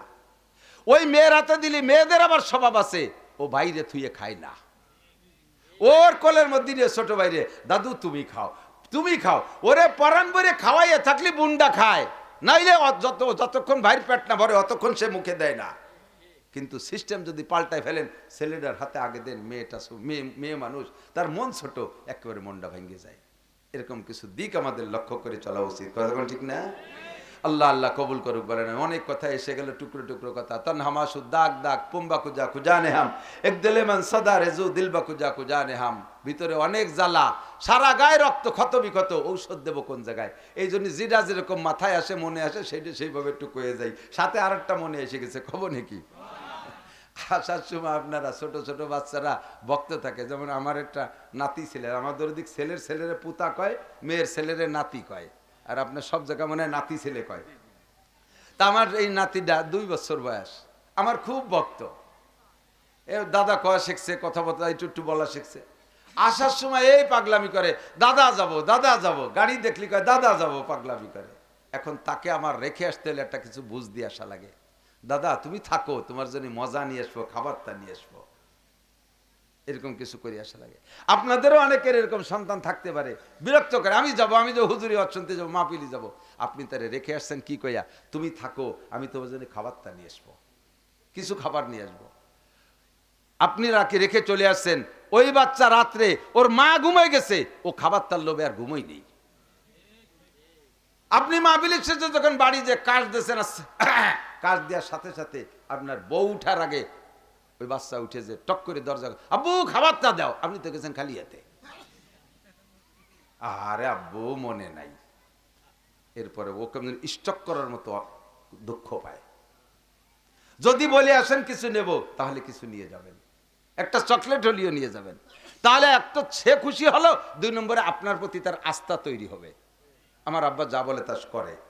আগামীকাল আবার যাবেন আর এক মাহফিলে, সেদিনও বিরক্ত করবে, আব্বু তুমি থাকো খাবারটা নিয়ে আসবো, ওকা ঠিক আছে তাই থাকলাম, তুমি কিন্তু নিয়ে আসবা। আর গতকাল যদি মিস করেন, আজকে আর সে বিশ্বাস করে না, জামা ধরে লুঙ্গি ধরে ঝুলিয়ে পড়বে, ল্যাংটা হইরে ফেলবে, এটাই নিয়ে তোমারে আমি জাতি দিচ্ছি না, আমার তুমি ভাই দিছ। এই কথাগুলো মনে রাখার বিষয়। আল্লাহ কবুল করুক, বলেন আমিন। قل هل يستوي الذين يعلمون والذين لا يعلمون। 30 পারা কোরআন শরীফের ভিতরে 6666 আয়াতের মধ্যে 332 বার এই কুল শব্দ আসছে। কুল 332। কুল মানে বলো, কুল মানে এই বলতে বলতেছেন কে, কাকে? নবীকে। কাকে? প্রথম এই মুখাতাব, এই সম্বোধিত ব্যক্তি কে? নবী আলাইহিস সালাম। আল্লাহ নবীকে বলতেছেন কুল। এই কুল কয়ে যে কথাগুলো বলতে বলতেছেন, এই তা হলো 332টা কথা। তাহলে কি কোরআন শরীফের বাকি অংশ বলবে না? অবশ্যই বলবে। নবী আলাইহিস সালাম উম্মতের উপরে কোরআন কিতাব পড়ে শোনাবেন। বাকি 30 পারা কোরআন শরীফের ভেরি ভেরি ইম্পর্টেন্ট, একেবারে অত্যন্ত গুরুত্বপূর্ণ 332টা কথা, যে কথাগুলো নবীকে আল্লাহ অর্ডার করেছেন, দোস্ত আরগুলো বলো না বলো, এই কথাগুলো বলো। যেমন কুল আউযু বিরাব্বিন নাস, কুল আউযু বিরাব্বিল ফালাক, কুল হুয়াল্লাহু আহাদ, কুল ইয়া আইয়ুহাল কাফিরুন, কুল লাইন ইসতামাতিল ইনসু ওয়াল জিন, কুল লাউ কানাল বাহরু মিদাদাল লিকালিমাতি রাব্বি। এইভাবে 332টা কথা, খুব ইম্পর্টেন্ট কথা বিদায় নবীকে আল্লাহ অর্ডার করছে, দোস্ত এই কথাগুলো বলেন, এই কথাগুলো বলেন। এই কথাগুলো ইমানের সাথে সম্পৃক্ত। ইমান ঠিক না হলে কোনো আমলে কাজে আসবে না। ইমান ঠিক না হলে 1000 বছর ধরে নামাজ পড়লে 1 রাকাত নামাজ আমলের বস্তার মধ্যে ঢুকবে না। ইমান ঠিক না করে সারা জীবন ভরে কোটি কোটি টাকা দান করলে একটা নেকিও তার বস্তার মধ্যে ঢুকবে না। ইমান ঠিক না করে বছরে 10টা উমরা করলে একটা উমরা তার বস্তার মধ্যে থাকবে না। কাজে ইমান আগে ঠিক করতে হবে। আর এই ইমানের সাথে 332টা কথা বিদায় কুল আপনি বলেন। সেই 332 কুলের একটা কুল আমি পড়ছি। আল্লাহ তাআলা নবী পাককে বলতে বলতেছেন উম্মতের কাছে জিজ্ঞেস করেন। আর কুল শব্দের পরে যদি প্রশ্নবাদক চিহ্ন আসে, তখন কুলের মানে বলো না, কুলের মানে জিজ্ঞাসা করো, কুলের মানে জিজ্ঞাসা করো। কুল হাল ইয়াস্তাবিল্লাযীনা ইয়ালামুনা ওয়াল্লাযীনা লা ইয়ালামুন। হে নবী উম্মতের কাছে জিজ্ঞেস করেন, শিক্ষিত লোক আর অশিক্ষিত লোক, জাননেওয়ালা আর না জাননেওয়ালা কোনোদিন সমান হতে পারে? আরেকটা কুল আছে, কুল হাল ইয়াস্তাবিল আমা ওয়াল বাসির। নবী একটু জিজ্ঞেস করেন তো উম্মতের কাছে, চক্ষুওয়ালা লোক আর অন্ধ লোক কোনোদিন কি এক সমান হতে পারে? মর্যাদার দিক দিয়ে এক হতে পারে? কাজের দিক দিয়ে এক হতে পারে? 7 ফুট জুয়ান, এত না মোটা, একেবারে মোহাম্মদ আলী কেলের মতো জুয়ান, শক্তিশালী, টিরাকরে আজকে ঠেয়া দিতে পারে, কিন্তু লোকটা অন্ধ। এই লোকের সাথে গ্যাঞ্জাম লেগে গেছে আর একটা লোকের সাথে, ঠ্যাং একখান খোড়া, এক হাত নাই, কিন্তু চোখ আছে। 2 জনের হাতে লাঠি আছে, বাড়ি বাড়ি লাগলি মায়ের কিডা খাবে? গন্দি কানাডা মায়ের খাবে, কানাডা মায়ের খাবে, খোলাটা খাবে না। খোলার ঠ্যাং একখান আছে, ওর চোখ আছে, ঘুরিয়ে ঘুরিয়ে ও পিছন সাইড দিয়ে বাড়ি, ঘুরিয়ে ঘুরিয়ে পিছন দিয়ে বাড়ি, আরো যখন ফিরে এই দিক বাড়ির দিক করে ফিরে ওই ভাষে চলে যাবে ঘুরিয়ে ঘুরিয়ে। এই কানাডা মায়ের খাইয়ে শেষ, ঠিক না? কানাডা মায়ের খাতে খাতে কানাডা চলে যেতে হবে। ওই দেশের নাম কানাডা আছে না, ওই দেশে চলে যেতে হবে। অন্ধ আর চক্ষু আলা যেমন সমান হয় না, শিক্ষিত আর শিক্ষিত তেমন সমান হতে পারে না। আল্লাহ পাক বলেন, ইয়ারফাইল্লাহুল্লাযীনা আমানু মিনকুম ওয়াল্লাযীনা উতুল ইলমা দারাজাত। তোমাদের মধ্যে আমার কাছে সবচেয়ে দামি ওই ব্যক্তি, যেই ব্যক্তি ইমানদার, যেই ব্যক্তি ইমানদার। ইমানের দাম আমার কাছে এত বেশি, আরে আমেরিকার ডোনাল্ড ট্রাম্প থেকে নিয়ে জাপানের প্রেসিডেন্ট প্রধানমন্ত্রী পর্যন্ত, সারা পৃথিবীর 300-400 দেশের সমস্ত প্রেসিডেন্ট প্রধানমন্ত্রী, তারা যদি বেঈমান হয়, এই বেঈমান প্রেসিডেন্ট প্রধানমন্ত্রী সমস্ত মন্ত্রী পরিষদকে এক পাল্লায় উঠাই দিবা। আর এই গ্রামের চর অযোধ্যা গ্রামের একটা অন্ধ খোলা কানা একটা মুসলমান ফকির, একটা মুসলমান ইমানদারকে আর এক পাল্লায় উঠাইয়া দিবা। আল্লাহ পাক বলেন, আমার কাছে ইমানদারের পাল্লা ভারী হইয়া যায়। আল্লাহ পাক বলেন ইন্না আক্রামাকুম ইনদাল্লাহি আতকাকুম। হে মুসলমান ভাই ও বিরাদার, জবাব দেন দুনিয়ায় সম্মানী কারা? আমরা বলি প্রধান উপদেষ্টা বর্তমানে সবচেয়ে সম্মানী, তারপরে স্বরাষ্ট্র উপদেষ্টা, তারপরে পররাষ্ট্র উপদেষ্টা, এরপরে শিক্ষা উপদেষ্টা, এরপরে কি বলা হয় অর্থ উপদেষ্টা, এইরকম বিভিন্ন মন্ত্রণালয়ের যত মন্ত্রীরা আছে, তারপরে সচিবরা দামি, তারপরে ডিসিরা দামি, তারপরে সেনা প্রধান দামি, তারপরে আইজি সাহেব দামি, এমন করে দামি দামি সম্মানের ভাগ আমরা করি। আল্লাহ কয়ের একটারও দাম নাই যদি তাদের মধ্যে ঈমান না থাকে। এর একটারও এক পয়সারও দাম নাই, একটারও এক পয়সারও দাম নাই। আমার কাছে দামি ইন্না আকরামাকুম ইনদাল্লাহি আতকাকুম। তোমাদের মধ্যে যারা মুত্তাকিন আর পরহেজগার, খেয়াল করে না, তোমাদের মধ্যে যারা মুত্তাকিন, মুত্তাকিন কাকে বলে? যার মধ্যে আল্লাহর ভয় আছে। আল্লাহ কি ভয় পায়? এরা আল্লাহরে কিভাবে ভয় পায়? আল্লাহ কি নিজে হাতে লাঠি দিয়ে পিটে?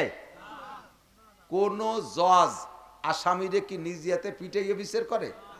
কোন ফাঁসির আসামিরে কি জজ নিজে হাতে ফাঁসি দেয়? জজ রে ভয় পায় বেশি না জল্লাদ রে ভয় পায় বেশি? জজ রে ভয় পায় বেশি, কারণ জল্লাদের বাপের ক্ষমতা নাই আসামির গায়ে হাত দিয়া যদি জজ সাহেব কলম চালাইয়া না দেয়। জজের কলম ছোট, দুই কান লাঠি, এদিক টাকায় এক কান লাঠি 6 হাত আর এক কান লাঠি 6 ইঞ্চি। কোন লাঠির গায়ে শক্তি বেশি? 6 ইঞ্চি। কলম কলম এই ছোট লাঠিখানের হেভি শক্তি। লাখখানিক 6 হাতে লাঠি দিয়ে বাড়ি বাড়ি অরবা, আর এই 6 ইঞ্চি এক কলম দিয়ে খুসাই দিয়ে দেবো, সদরপুর ধরে ফাঁসি। তাইতে আর একবার আসি আর না আসি, পারে কি পারে না? 6 ইঞ্চি লাঠির বড় শক্তি। এই 6 ইঞ্চি লাঠির মাধ্যমে যারা শিক্ষা অর্জন করবা তাদের দাম আল্লাহর কাছে বেশি। ইয়ারফাইল্লাহুল্লাযীনা আমানু মিনকুমুল্লাযীনা উতুল ইলমা দারাজাত। তোমাদের মধ্যে যারা ঈমানদার, তোমাদের মধ্যে যারা মুত্তাকিন, তার ভিতরে আল্লাহর ভয় আছে। আরে আল্লাহরে ভয় করি কি জন্য? আল্লাহ নিজে হাতে লাঠি দিয়ে পিটাবে না, আল্লাহ ফাঁসি দেবে না। আল্লাহর সামনে 4টে ইমিগ্রেশন আছে, আল্লাহর সামনে দিয়ে 4টে ইমিগ্রেশন আছে। ইমিগ্রেশন পর্যন্ত যারা বিমান চলছেন তারা বোঝেন, বিমানে ওঠার আগে 4টে চেক পয়েন্ট। বিমানের পরিভাষায় তাকে ইমিগ্রেশন বলে। 1 নম্বর ইমিগ্রেশন পাসপোর্ট ইমিগ্রেশন, 2 নম্বরে টিকিট ইমিগ্রেশন, 3 নম্বরে মাল ব্যাগেজ ইমিগ্রেশন, 4 নম্বরে বডি ইমিগ্রেশন। বডি চেক হয়। 1 নম্বরে পাসপোর্ট ঠিক আছে নাকি দেখতে হবে, 2 নম্বরে টিকিটটা ঠিক আছে নাকি দেখতে হবে, 3 নম্বরে তোমার মালের ভিতরে, ব্যাগেজের ভিতরে, লাগেজের ভিতরে কোনো দূষিত কিছু আছে কিনা ওটা কম্পিউটার দিয়ে চেক হবে। 4 নম্বরে তোমার বডি ইমিগ্রেশন হবে। অনেকে নাকি বিদেশেতে বলে পেট ভরে সোনা খাইয়ে এসে বাংলাদেশে পায়খানা করে বেছে।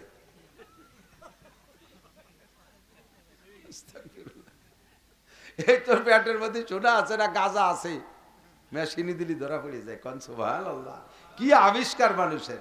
4টে ইমিগ্রেশন পার না হওয়া পর্যন্ত বিমানে উঠতে দেয়। 3টে পাস করছেন, একটাই ফেল। আমি নিজেই ফেল করে দেখছি একবার। ওই সেবার আওয়ামী লীগের এই যে এই লাস্ট নির্বাচনের আগের নির্বাচনটা যেটুকু হয়েছে আর কি, ওই সময় বাংলাদেশে 1 সপ্তাহের জন্যই মাহফিল বন্ধ করে দিয়েছে বক্তাকে, যে বক্তারা স্টেজে যাইয়ে সরকারের সমালোচনার, পুত পবিত্র সরকার, তাকে সমালোচনা করা যায় নেই, এই জন্যই করতে নিষেধ। তাই আমাকে মাহফিল বন্ধ হয়েছে, তোমরা কিছু করতে পারবে না। আমি চিন্তা করলাম যে মাহফিল যখন দেশে বন্ধ, এটা কিছু তো করে খাতে হবে, আমাকে এই 6-7 দিনেরও দাম আছে যথেষ্ট। সুযোগ পাইয়া মালয়েশিয়া গেলাম মাহফিল করতে। মালয়েশিয়া যাওয়ার সময় ইমিগ্রেশন এয়ারপোর্টে আমার লাগেজ ফ্যাগেজ তো তেমন কিছু নেই, হাতে একটা হ্যান্ড ব্যাগ, একটা ছোট একটা ব্যাগ, অল্প কিছু কাপড়, ওটা পাস হয়ে গেছে।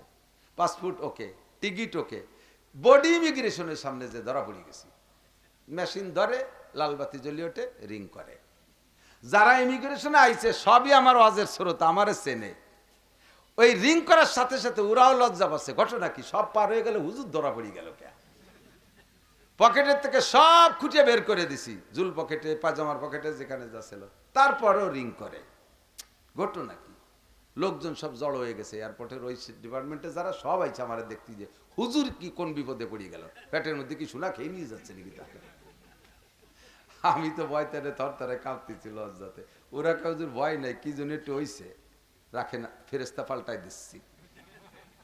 এতক্ষণ যারা ছিল তারা কোনোভাবে ধরতে পারেনি, এরপরে ফেরেস্তা পাল্টাই দিচ্ছে। এক মহিলা আইছে, মেশিনেরটা আইনি আমার এই দিক, আমার দিক ফিরে লাইট মারলো, কয়েক হুজুর আপনার বুক পকেটে দেখেন একটা ছোট্ট পকেট ডায়েরি আছে, ওই পকেট ডায়েরি ডায়ালের ভিতরে দেখেন একখান বেলেট আছে। খুলে দিয়ে যে সত্যি তাই। আমি বলি বুড়ি বাবা, এদি আব্দুল কাদের জিলানী সে বুজুর্গ, কিভাবে আমার দিক চাই অমন জায়গা যে একখান বেলেট টাইটে পেয়ে গেছে। বডি ইমিগ্রেশনে ধরা পড়ে গেছি, বেলেট কান ফেলাই দেওয়ার পরে কবে যেন নখ কাটি ওর মধ্যে থুইছি, তা হয়তো রাস্তা কেটে ফেলালি অ্যাক্সিডেন্ট হবে, তাই ওর মধ্যে থুয়ে দিই, তার ফেলাতি মনে নাই, ধরা পড়ে গেছি সেই দিন। দোস্তরে কিয়ামতের ময়দানে আল্লাহরে এই জন্য ভয় পাবেন। আল্লাহর সামনে 4টে ইমিগ্রেশন আছে। 1 নম্বর ইমিগ্রেশন গোটা জিন্দেগির ইমিগ্রেশন, আন উমরিকি ফিমা আপনা, 70-80 বছরের জীবন কোথায় কাটাইছো কইয়া যাও। চার দোকানে কতটুক, আরে হাট বাজারে কতটুক, স্কুল কলেজে কতটুক, গল্পের আড্ডায় কতটুক, হাই দুনিয়ার পচা রাজনীতির গল্পের মধ্যে কতটুক সময় দিয়েছো, আল্লাহু আকবার, ক্ষেত খামারে কতটুক দিয়েছো, সংসারের জন্য কতটুক সময় দিয়েছো। এই 70 বছরের হায়াত তোমার আব্বার দেওয়া না, 70 বছরের হায়াত তোমার নেতা দেয় নাই। যেই নেতার পিছনে যে স্লোগান দিয়া বোতল বাইরে দিলে ভোট শান্তি পাবে দেশের লোক, বোতল বাইর পিছনে পিছনে নাচিয়ে গিয়ে বেড়াইছো, ওই বোতল ভাই তোমার হায়াত দেয় নেই। বোতল বাইর পিছনে এত সময় নষ্ট করছে কেন, একটু জবাব আমারে দিয়ে যাও। কে বলতে পারবেন জবাব দেওয়ার মতো কে সাহস আছে? আজকে কি বার গেল? বুধবার। একেবারে আল্লাহর দিক তাকাইয়া সত্য কথা বলবেন, ঠুয়োটা মিথ্যে কথা বললে ভিন্নবদ্ধ হয়ে দেব। গত বুধবারে দুপুরবেলা কি দিয়ে ভাত খাইছেন কোন দিক? একজনও কথি পারবেন না। আমি তো আজ সকালে কি খাইছি তাই আমার মনে নাই। এক সপ্তাহের হিসাব দেওয়ার কায়দা নাই, গোটা জীবনের হিসাব কোনো মতো দিতে পারবো না। কথা বলেন ঠিক কি ঠিক না? সিদ্দিকা আয়েশা বলেন, ওগো নবী, আমাদের সকলের কি হিসাব হবে, আর হিসাবে কি আমরা ধরা পড়ে যাব? আয়েশা রাদিয়াল্লাহু তাআলা আনহাকে নবী পাক বলেন, আয়েশা মান হুসিবা নুকিসা, যেই হিসাবের কাঠগড়ায় দাঁড়াবে রে আয়েশা, সেই বিপদে পড়িয়া যাইবে। আমরা নবী রাসূলরাও টেনশনে আছি, হিসাবের কাঠগড়ায় দাঁড়াইলে আল্লাহর সামনে থেকে পার পাওয়া বড় কঠিন। আয়েশা কয়, হুজুর তাহলে কি উপায়? কয়, আয়েশা বিনা হিসাবে পার হওয়ার কিছু আমল আছে, ওইগুলো করো। হিসাবের কাঠগড়ায় দাঁড়ানোর চিন্তা করো না, কোনো অবস্থায় হিসাবে যাইতে চেষ্টা করবা না, পুলিশের সামনে যাবা না, গোড়ার ফাঁসে যাবা না। এটা কথা আছে না? পুলিশের সামনে যাবা না, গেলি কোনো না কোনো কায়দায় ফেসায় ফেলবে। আর গোড়ার পিছনে যাবা না, দাঁড়াবা না, জোড়া লাথিতে চিৎ করে ফেলাই দেবে। আল্লাহর সামনে হিসাবে কাঠগড়ায় দাঁড়াবা না। কয় না দাঁড়ায় কাকে বিলাড়ালি কোনো দিক থেকে সারি পালায় যাওয়ার কায়দা আছে নাকি? কয় না, যাইতে হবে ওই গেট দিয়েই 4টে প্রশ্নের জবাব দিয়ে যেতে হবে। তবে খেয়াল করেন, মাত্র এক ব্যক্তি, এক শ্রেণীর ব্যক্তিদেরকে হিসাব দেয়া লাগবে না। বলেন নাই সুবহানাল্লাহ? এক শ্রেণীর মানুষ হিসাব দেয়া লাগবে না, বিনা হিসাবে পার। চেনেন? বলবো? হিসাব দিতে রাজি আছেন কেউ? হিসাব দিয়ে পারবেন? যদি না পারেন তাহলে বিনা হিসাবে পারার একটা ব্যবস্থা শিখে নিতে হবে না? হুজুর আলাইহিস সালাতু ওয়াস সালাম বলেন, যুবক আমার দিক, নবী পাক বলেন, মান হাফাযা আলাস সালাওয়াত আকরামাহুল্লাহু বিখামসি কিসাল, যেই ব্যক্তি 5 ওয়াক্ত নামাজ সুন্দর করে পড়ে আল্লাহ তাকে 5টি পুরস্কার দেয়। 1 নম্বরে ইউরফা আনহু যিকুল আইশ, এই 5 ওয়াক্ত নামাজের 1 নম্বর পুরস্কার, দুনিয়ায় রুজির অভাব রাখে না।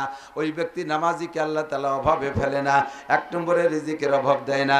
2 নম্বরে আযাবুল কবর, কবর আযাব হবে না, নামাজি ব্যক্তির কবর আযাব হবে না।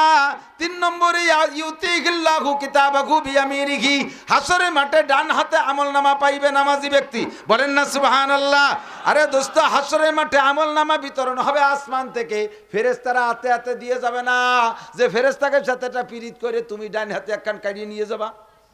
আমরা সদরপুরি মানুষ, নাইটেল মানুষ, আমরা একসাথে জোট করি এক ফেরেশতার হাতে সব ব্যাগ দড়ি কাটিয়ে নিয়ে যাব। ওই সুযোগ নাই, উপরের থেকে ছাড়বে। তাহলে আমি বাম হাতটারে পকেটের মধ্যে সারিয়ে রাখবো, ডাইন হাত আগে রাখবো।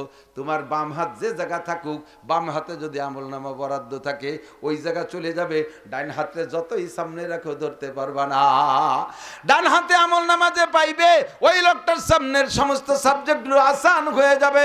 কাজেই এই ডান হাতে আমলনামা পার একমাত্র আমলের নাম হলো নামাজ।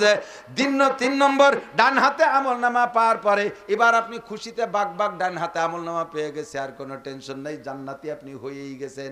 কিন্তু একটা মুশকিল হলো, আপনার জান্নাতে যাইতে হলে পদ্মা ঢাকা যাইতে হলে পদ্মা পার হওয়া লাগবে, তাইতে আরিসা পার হন আর মাওয়া পার হন, অথবা চাঁদপুর ফেরিঘাট পার হন, অথবা এভাবে ধাওয়াপাড়া যান, যে জায়গা যান পদ্মা পার হওয়া ছাড়া উপার যাওয়ার কায়দা নাই, অথবা পাশে কুষ্টে যান লালন শাহ, সব জায়গায় পদ্মা আর পদ্মা। ঢাকা যাইতে হলে পদ্মা, আরে জান্নাতে যাইতে হলে একটা পুল আছে, ওই পুলের নাম পুল সিরাত, ওইটা পার হওয়া ছাড়া উপার যাওয়ার কায়দা নাই। ফেরেশতারা ফেরেশতাদের কাছে বলবেন, ভাই আমি ডান হাতে আমলনামা পেয়েছি, জান্নাত কোন দিক? কয় এই দিক জান্নাত, চলে যাবেন জান্নাতের দিকে, যাইয়ে দেখবেন যে বিশাল পুল, আহা বিশাল পুল, এ পুল আবার অনেক চওড়া না, আমাকে পদ্মা সেতুর মতো অত বড় ফোরলেন না, পুল চুলের চাইতে চিকুন, হীরার চেয়ে দাঁড়। আর আমাকে দেশে তো বাঁশের চার শাখো আছে না, পার হইতে গেলে একটু খেয়াল করি যে পাততলেরটা কেমন, যদি দেখে যে পাততলেরটা দুর্বল, তাহলে দরারটার দিক খেয়াল করি যে ওইটা যদি মজবুত থাকে তাহলে এখান ভেঙে গেলে কমপক্ষে ঝুলতে ঝুলতে হলে উপর চলে যেতে। সে পুল সিরাতের দ্বারে যে দেয় যে সে দরনা এই বাস নাই, দরনা বলতে নাই, চিকুন, উঠতে 10,000 বছর, সমতলে 10, নামতে 10, এই 30,000 বছরের পথ, চুলের চাইতে চিকুন, হীরার চেয়ে ধার, দরনার কিছু নাই, ভয়তে চক্ষু বন্ধ করে বসে পড়বেন। আল্লাহ তালি ডাইনাতে আমলনামা পাইও, বেচতে যাওয়া হলো না, ভয়তে থরথর করে কাঁপতে থাকবেন। ইতিমধ্যে চিন্তা আবার আসবে যে আল্লাহ পুলসিরাত পার না হলে তো ভেস্তে যেতে পারবো না, যাইতে তো হবে, ডান হাতে আমলনামা পাইছি, ভেস্তে বরাদ্দ হয়ে গেছে, কিভাবে পার হবো? এই বলে চোখ খুলবেন, খুলে দেখবেন যে উপার চলে গেছেন কোন ফাঁকে আপনি নিজেও জানেন না। বিদ্যুৎ গতিতে পুলসিরাত পার হওয়ার জন্য আর কোনো আমল নাই, বিদ্যুৎ গতিতে পুলসিরাত পার হওয়ার 100 খতম কোরআন শরীফ আপনার আমল নামায় আছে, ওইতে অন্য নেকি পাবেন, 50টা উমরা আছে তাইতে অন্য ফজিলত পাবেন, 10টা হজ আছে আমল নামায় তাইতে অন্য ফজিলত পাবেন, 1 কোটি টাকা দান করা আছে তাইতে অন্য নেকি পাবেন। কিন্তু পুলসিরাত পার হইতে এক নামাজ ছাড়া আর কোনো আমলের দ্বারা কাজ হবে না। এবার নামাজি ব্যক্তি বিদ্যুৎ গতিতে পুলসিরাত পার হবে, এবার পুলসিরাত পার হওয়ার পরে ফাঁকা সরের মধ্যে ঘুরে বেড়াবেন, আল্লাহ বেহেশতে কোন দিক তালাশ করে পাচ্ছি না, আল্লাহ বেহেশতে কোন দিক, টেনশনে পড়ে যাবেন না, ওই চিন্তা করা লাগবে না, আপনার আর কোনো চিন্তা নাই, বিনা হিসাবে ওয়ায়াদখুলুল জান্নাতা বিগাইরি হিসাব, যেই হিসাবে দাঁড়াইলে কেউ পার পাবে না, ওই জায়গা আল্লাহ তাআলা এদেরকে বিনা হিসাবে জান্নাতে দিয়ে দেবে। নবী পাক বলেছেন, আমার নবী কি সত্যি বলে না মিথ্যা বলে? মিথ্যা বলে না সত্য বলে? নবী কখনো মিথ্যা বলে না, সত্য কথা বলে। তাহলে বিনা হিসাবে পার হওয়ার একমাত্র আমলের নাম হলো, ঠিক আছে তো? পড়া যাবে না খালি ঠিক আছে? পড়া যাবে নামাজ? একটু প্রস্তুতি নেন ভাই, নামাজে আলো ভালো লাগে, নামাজ পড়তে তো ভালো লাগে। যারা নিয়মিত নামাজ পড়েন আগে তাদের কাছে শুনি, যারা নিয়মিত নামাজ পড়েন তাদের কাছে শুনি, কারণবশত যদি কোনো এক ওয়াক্ত নামাজ ছুটে যায়, ধরে নেন ফজর ছুটে গেছে, ঘুমিয়ে উঠতে পারে নাই, বলেন তো সত্যি কথা বলেন, ঘর থেকে বেরোতে ভয় লাগে কি লাগে না? লাগে না? যে কাজে হাত দেব মনের ভিতরে আতঙ্ক, ওই আইজার হবে না, নামাজ পড়ি নেই, ও সব ব্যর্থ হয়ে যাবে। কতক্ষণ ঠিক না? তোমরা যারা নামাজ সচরাচর পড়ো না যুবক, একটু সাক্ষী দাও, কোনো এক ওয়াক্ত যদি জামাতে নামাজ পড়তে পারো, বলো তোমার মনের মধ্যে আলাদা একটা আনন্দ লাগে কি লাগে না? সাহস লাগে কি লাগে না? অবশ্যই তোমার আনন্দ লাগে যে আমি রব্বুল আলামিনকে খুশি করে বেরোইছি, আল্লাহর হুকুম মেনে বেরোইছি, কাজে আমার সব কাজে সফল হব, এমন একটা সাহস ভিতরে তৈরি হয়, ঠিক কি না? নামাজের মজাই আলাদা, নামাজের স্বাদই আলাদা, আর এ পড়তে কোনো কষ্ট নাই। নামাজি ব্যক্তির চেহারার ভিতরে নূর আসে। নিয়মিত আমি নামাজ পড়বো, আল্লাহ তাআলার কাছ থেকে আমি 5টি পুরস্কার নিয়ে নেব। 1 নম্বরে ইমিগ্রেশন, গোটা জীবনের ইমিগ্রেশন। 2 নম্বরে যৌবনকালের ইমিগ্রেশন। তুমি কয় বোতল গাঁজা খাইছো হিসেব দিয়ে যাও। গাঁজা কি বোতলে থাকে না কিসি থাকে? আমি তো জানি, ঢুটা করছি। গাঁজা কিসি থাকে? সালা কাছে কবে না যে তো বুঝবেন যে আমল করে। ইয়াবা, গাঁজা, ফেন্সিডিল, হিরোইন কি পরিমাণ খাইছো কও, বিড়ি সিগারেট কত খাইছো কও। আসো, যৌবনকালে এগুলো বেশি করা যায়। বাইসাইকেল চালাই ইস্তেমায় যাওয়া যায়, যৌবনকালে বাইসাইকেল চালায় চরমোনায় যাওয়া যায়, যৌবনকালে বাইসাইকেল চালায় প্রত্যেক মাসে আব্দুল গফফার সাহেব হুজুরের মাসিক ইস্তেমায় যাওয়া যায়, যৌবনকালে বাইসাইকেল চালাইয়া কাশিয়ানি উড়াকান্দি ঠাউর বাড়ি যাওয়া যায়, যৌবনকালে সাইকেল চালায় 30 মাইল দূরে দুর্গা পূজা, কালী পূজা, সরস্বতী পূজা, লক্ষ্মী পূজায় যাওয়া যায়, যৌবনকালে শীতের রাত্রে শেষ রাত্রে উঠে দাঁড়ায় তা গোসল করে তাহাজ্জুদের নামাজ পড়া যায়, যৌবনকালে শেষ রাত্রি সারা রাত দাঁড়ায় মেসি নেইমারের ফুটবল খেলা দেয়া যায়। সবটাই প্রমাণ আছে। কতক্ষণ ঠিক না? তো তোমার যে যৌবনরে ব্যবহার করিয়া রাত 3টে 4টের শো তুমি ছাড়ো নাই, ফুটবল খেলা রাত 4টে হবে মেসি নেইমারের, আর সেই খেলা দেখার জন্য সারাটা রাত টেলিভিশন সামনে করে দাঁড়ায় রইছো, শীতে টিটটির করে কাঁপছো। তা যেহেতু পারো, অবশ্যই তুমি শেষ রাত্রে উঠে দাঁড়ায় তাহাজ্জুদের নামাজ পড়তে পারতে, ফজরের নামাজ পড়তে পারতে। ওইটা করছে, এইটা কেন করো নাই? জবাব দেওয়ার কায়দা আছে? বলবেন যে আল্লাহ আমাদের কলেজে পড়তো না, কেউ পড়তো না, নামাজ কেউ পড়তো না, এই জন্য সে একটা মেলে পড়ি না পড়া যায়। আল্লাহ কাজ সোর মিথ্যে কথা কইস, তোকে কলেজে আমি জানি তো তোকে কলেজে 100-র উপরে ছেলে মাথায় পাগড়ি পরে আব্দুল গফফার সাহেবের কাছে যায়, সরমুনায় যায়, তবলিগের 3 চিল্লার সাথী। তোকে কলেজে একটা মেয়ের দিক জীবনে তাকাই নেই, জীবনে চোখ উঠোই তাকায় না, আবার লেখাপড়ায় সেগুলো গোল্ডেন এ প্লাস। তোকে কলেজে অমক আব্দুর রহমান, আব্দুর রহিম, জামাল, কামাল, এই সমস্ত 100 ছেলে আছে। কতক্ষণ প্রত্যেকটা কলেজে আছে না নাই? আছে না নাই? তাহলে সেই ছেলেগুলোরে তোমার সামনে পেশ করলে তুমি ফাবু হিতাল্লা যে কাফার আউরে বলবো না আল্লাহ, তাহলে আর একটা বার ফাটাই দাও, আমি আবার কলেজে ভর্তি হবো। আল্লাহ আর কলেজ হবে না, সাবধান। হে মহিলারা, যৌবন কালটাকে কাজে লাগাও, বৃদ্ধ হয়ে গেলে কিছুই পারবে না। আমি সচক্ষে দেখেছি আমার মা সাংসারিক 1000 কাজ করার পরেও আমার মায়ের এক রাত্রেও তাহাজ্জুদ কাজা হয় নাই। শেষ রাত্রে উঠে আমার মা তাহাজ্জুদ পড়তেন, আমার মা হেরিকেন ধরাইয়া কোরআন শরীফ তিলাওয়াত করতেন।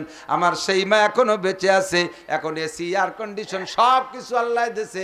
মায়ের বয়স 100-র উপরে, মা এখন কিছুই করতে পারে না, নামাজের রক্ত চেনে না। বসায় দিলে একসাথে 10-12 রক্ত পড়িয়ে ফেলে।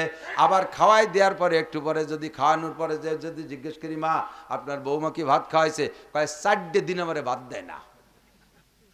কেবল খাইছে, এই মাত্র খাইছে, বুড়ো হয়ে গেলে এরম হয়ে যায় না? ওই দিন আসলে কিছুই করতে পারবা না। কাজেই তোমার যৌবনকালটা বড় দামি কাল, এটার জবাব দেওয়ার জন্য রেডি হয়ে যাও। জবাব দিতে হলেন শাবাবিহি ফিমা আবলা, আল্লাহু আকবার, শাবুন শাফি ইবাদাতিল্লাহ। তোমার আলাদা একটা পুরস্কার রয়েছে, আরশে আজিমের নিচে তোমাকে বসাইয়া আল্লাহ পাক নিজ হাতে 500 বছর পর্যন্ত তোমার মুখে উঠাইয়া জান্নাতি খানা খাওয়াবে। যুবকদেরকে খাওয়াবে, আল্লাহে খাওয়াবে, আল্লাহে খাওয়াবে, 500 বছর খাওয়াবে, আল্লাহ নিজ হাত দিয়ে গালে উঠে খানা খাওয়াবে 500 বছর। শাবুন শাফি ইবাদাতিল্লাহ। যুবক, তোমার যৌবনকালটাকে একটু ভালো কাজে লাগাও, একটু তবলিগের সময় দাও, নামাজটা পড়ে নাও, খেলাধুলা করো, বিনোদন করো, দোষ নেই, ফরজ তরক করো না, কাসাজে খেলো না, রান বেরোনি প্যান্ট পরো না, পাশা বেরোনো প্যান্ট পরো না। কি সুন্দর সুন্দর প্যান্ট, 5000 টাকা দিয়ে প্যান্ট কিনছে, যখন কুজু হয় ভাষাদারের থেকে 1 বিঘে দর হয়ে যায়। ওর পিছনে একজন রুকু দিতে যাইয়ে ওর ওই ভাষা দেখি আসতে আসতে চলে এসে কি নামাজ পড়ি, আরে যে কায়দা মতো ভাষা একটু আগে দেখেন, খালি ভাষা দেখো না রুকু দেব, এই প্যান্ট পরা যায় না, হরিও না, ঢিলা ঢালা পোশাক পরা, আরামের পোশাক পরা। ওই সমস্ত টাইট প্যান্ট পরলে কত অশান্তি যারা পরে তারা জানে, আবার তো বুঝেই আছে না, অমন টাইট চাই দিয়ে সিফা সাফাই ফুজি তাই কি এরিয়ে। আল্লাহ আকবার, ঢিলা ঢালা লুঙ্গি পরছি, কি হয়েছে আমার, হয়েছে কি, আবার লুঙ্গির দাম কম না, যত কি যা আমার কি করলো ওতে আমার কিছু আসা যায় না। আমার শান্তির পোশাক আমি পরবো, আমার যে পোশাকে শান্তি লাগাবে সেই পোশাক পরবো। পাতলা জামা পরছি, টরে কাপড়ের, লুঙ্গি পরছে দামি লুঙ্গি, এতে লুঙ্গি হয়ে হুজুরের টাইছে, গামছা খান গাড়ি দিয়ে লুঙ্গি পরে। তোমার মতো এরকম দোনালা হরি তো আমি থাকতে পারি না। টাইট প্যান্ট এগুলো বড় না, সুন্নতি পোশাকে আসো, শান পাবা, মান পাবা, মানুষের কাছে আদর পাবা, আল্লাহর কাছে সম্মান পাবা। কথা বলেন ঠিক না? আনসাবাবি ফিমা আল্লাহ। 3 নম্বর ইমিগ্রেশন, ওয়ান মালিহি মিন আইনা ইকতাসাবা ফিমা আনফাকা। 3 নম্বর ইমিগ্রেশনে ধরা পড়ে যাবেন, মাল কোত্থেকে কামাই করেছো, কোথায় খরচ করেছো, কয়ে যাও। আল্লাহ বাংলাদেশে থেকে কামাই করেছি, কানাডায় খরচ করেছি। বাংলাদেশে কামাই করছি, কানাডায় খরচ করছি। জবাব দিতে পারবা না দুদু, এই জবাব আল্লাহ খুশি হবে না। এই দেশের চৌকালারা ভাত পায় না, কানাডায় বলে এক একজনে 100-150 বিল্ডিং বানায়। কত বড় কম জাতি। আমাকে ভাগ্য পরিবর্তন করে দেবে কে? কেউ নাই, আল্লাহ দেবে না পরিবর্তন করে। কতক্ষণ এখন যাকে বসাইছি তারাও শুনলাম যে কালকের পোলা পান 150, 200, 1000 কোটিটার মালিক হয়ে গেছে। ওকে অ্যাকাউন্টে আল্লাহ আসমান থেকে পাঠিয়ে দেয় নগদ টাকা। বিনাই নাকতাসাবা, কোত্থেকে কামাই? আল্লাহ, আমার কামাই সম্পর্কে তুমি বিলকুল অভিযোগ করতে পারবা না। বলো কিভাবে?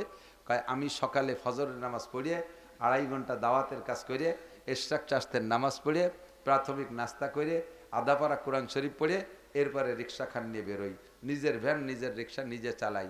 আজান হইলে আর 1 কদমও বাড়াই না, ওক্তীয় নামাজ জামাতের সাথে তকবিরুল্লাহর সাথে পড়ি। আর কোনো যাত্রীর সাথে সিটারি বাটপাড়ি করি না। নামাই দেওয়ার পরে যে যা দেয় তাই নিয়ে আসি। আমি এর চাইতে বলো আর হালাল কামাই কি হতে পারে? আল্লাহ কয় থ্যাংক ইউ, তোমার কামাইটা বড় ফার্স্ট ক্লাস। খরচ কোথায় করছো? শনিবারে ব্যারাকের কিস্তি দিয়ে দিছি।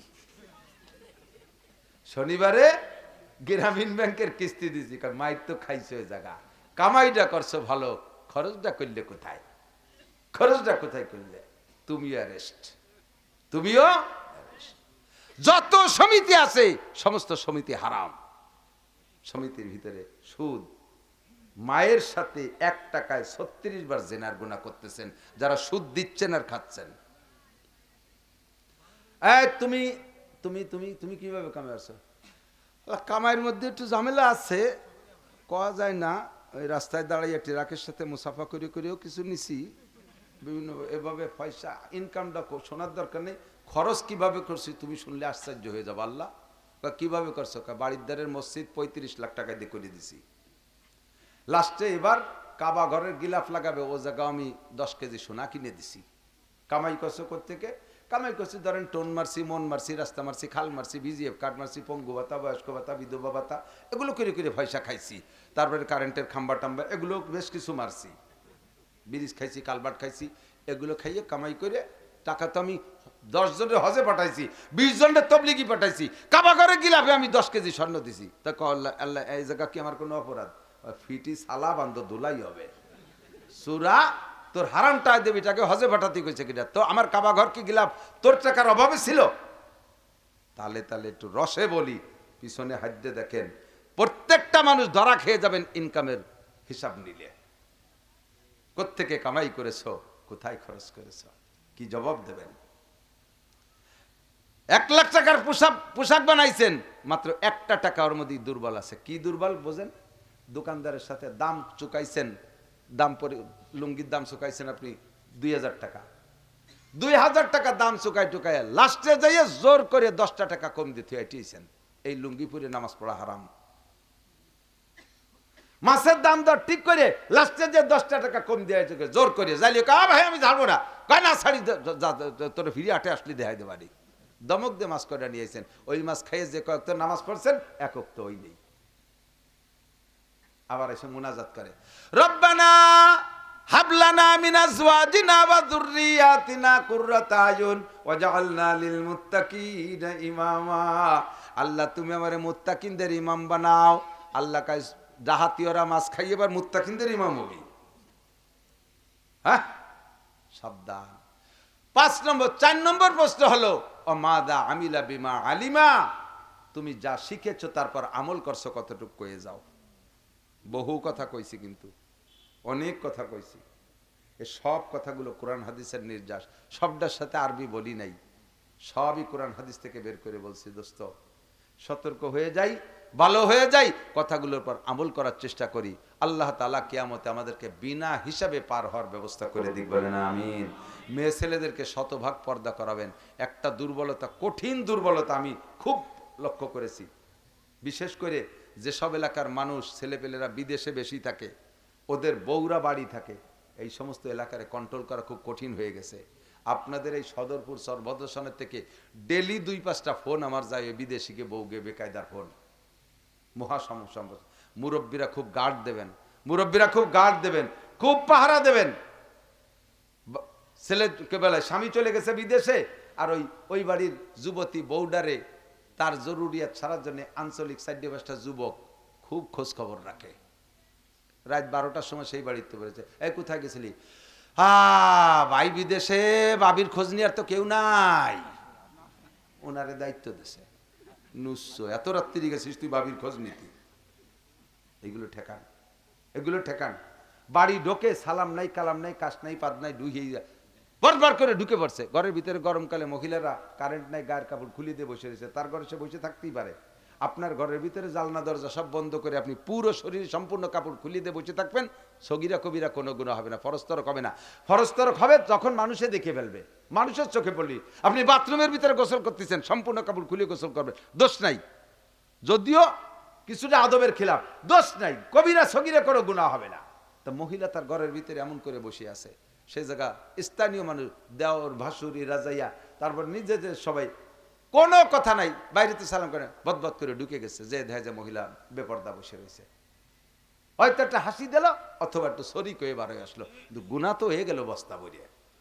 এমনকি আর একটা গোপন কথা বলে দেই, ছোটরাও যদি থাকো, ছোটরা খেয়াল করবা, আব্বা মা দুইজন ঘরে আছে, দুইজনের স্যান্ডেল বাইরে আছে, সন্তানরা বাহিরে বা অন্য কেউ বাহিরে আছো যারা, ওই ঘরের ভিতরে আব্বা মা দুইজনের স্যান্ডেল দেখতেছি, ওক দিন এবার রাত্রে ওই ঘরে সংকেত না দিয়ে তুমি চট করে ঢুকে পড়বা না, সংকেত না দিয়ে চট করে ঢুকে পড়বা না।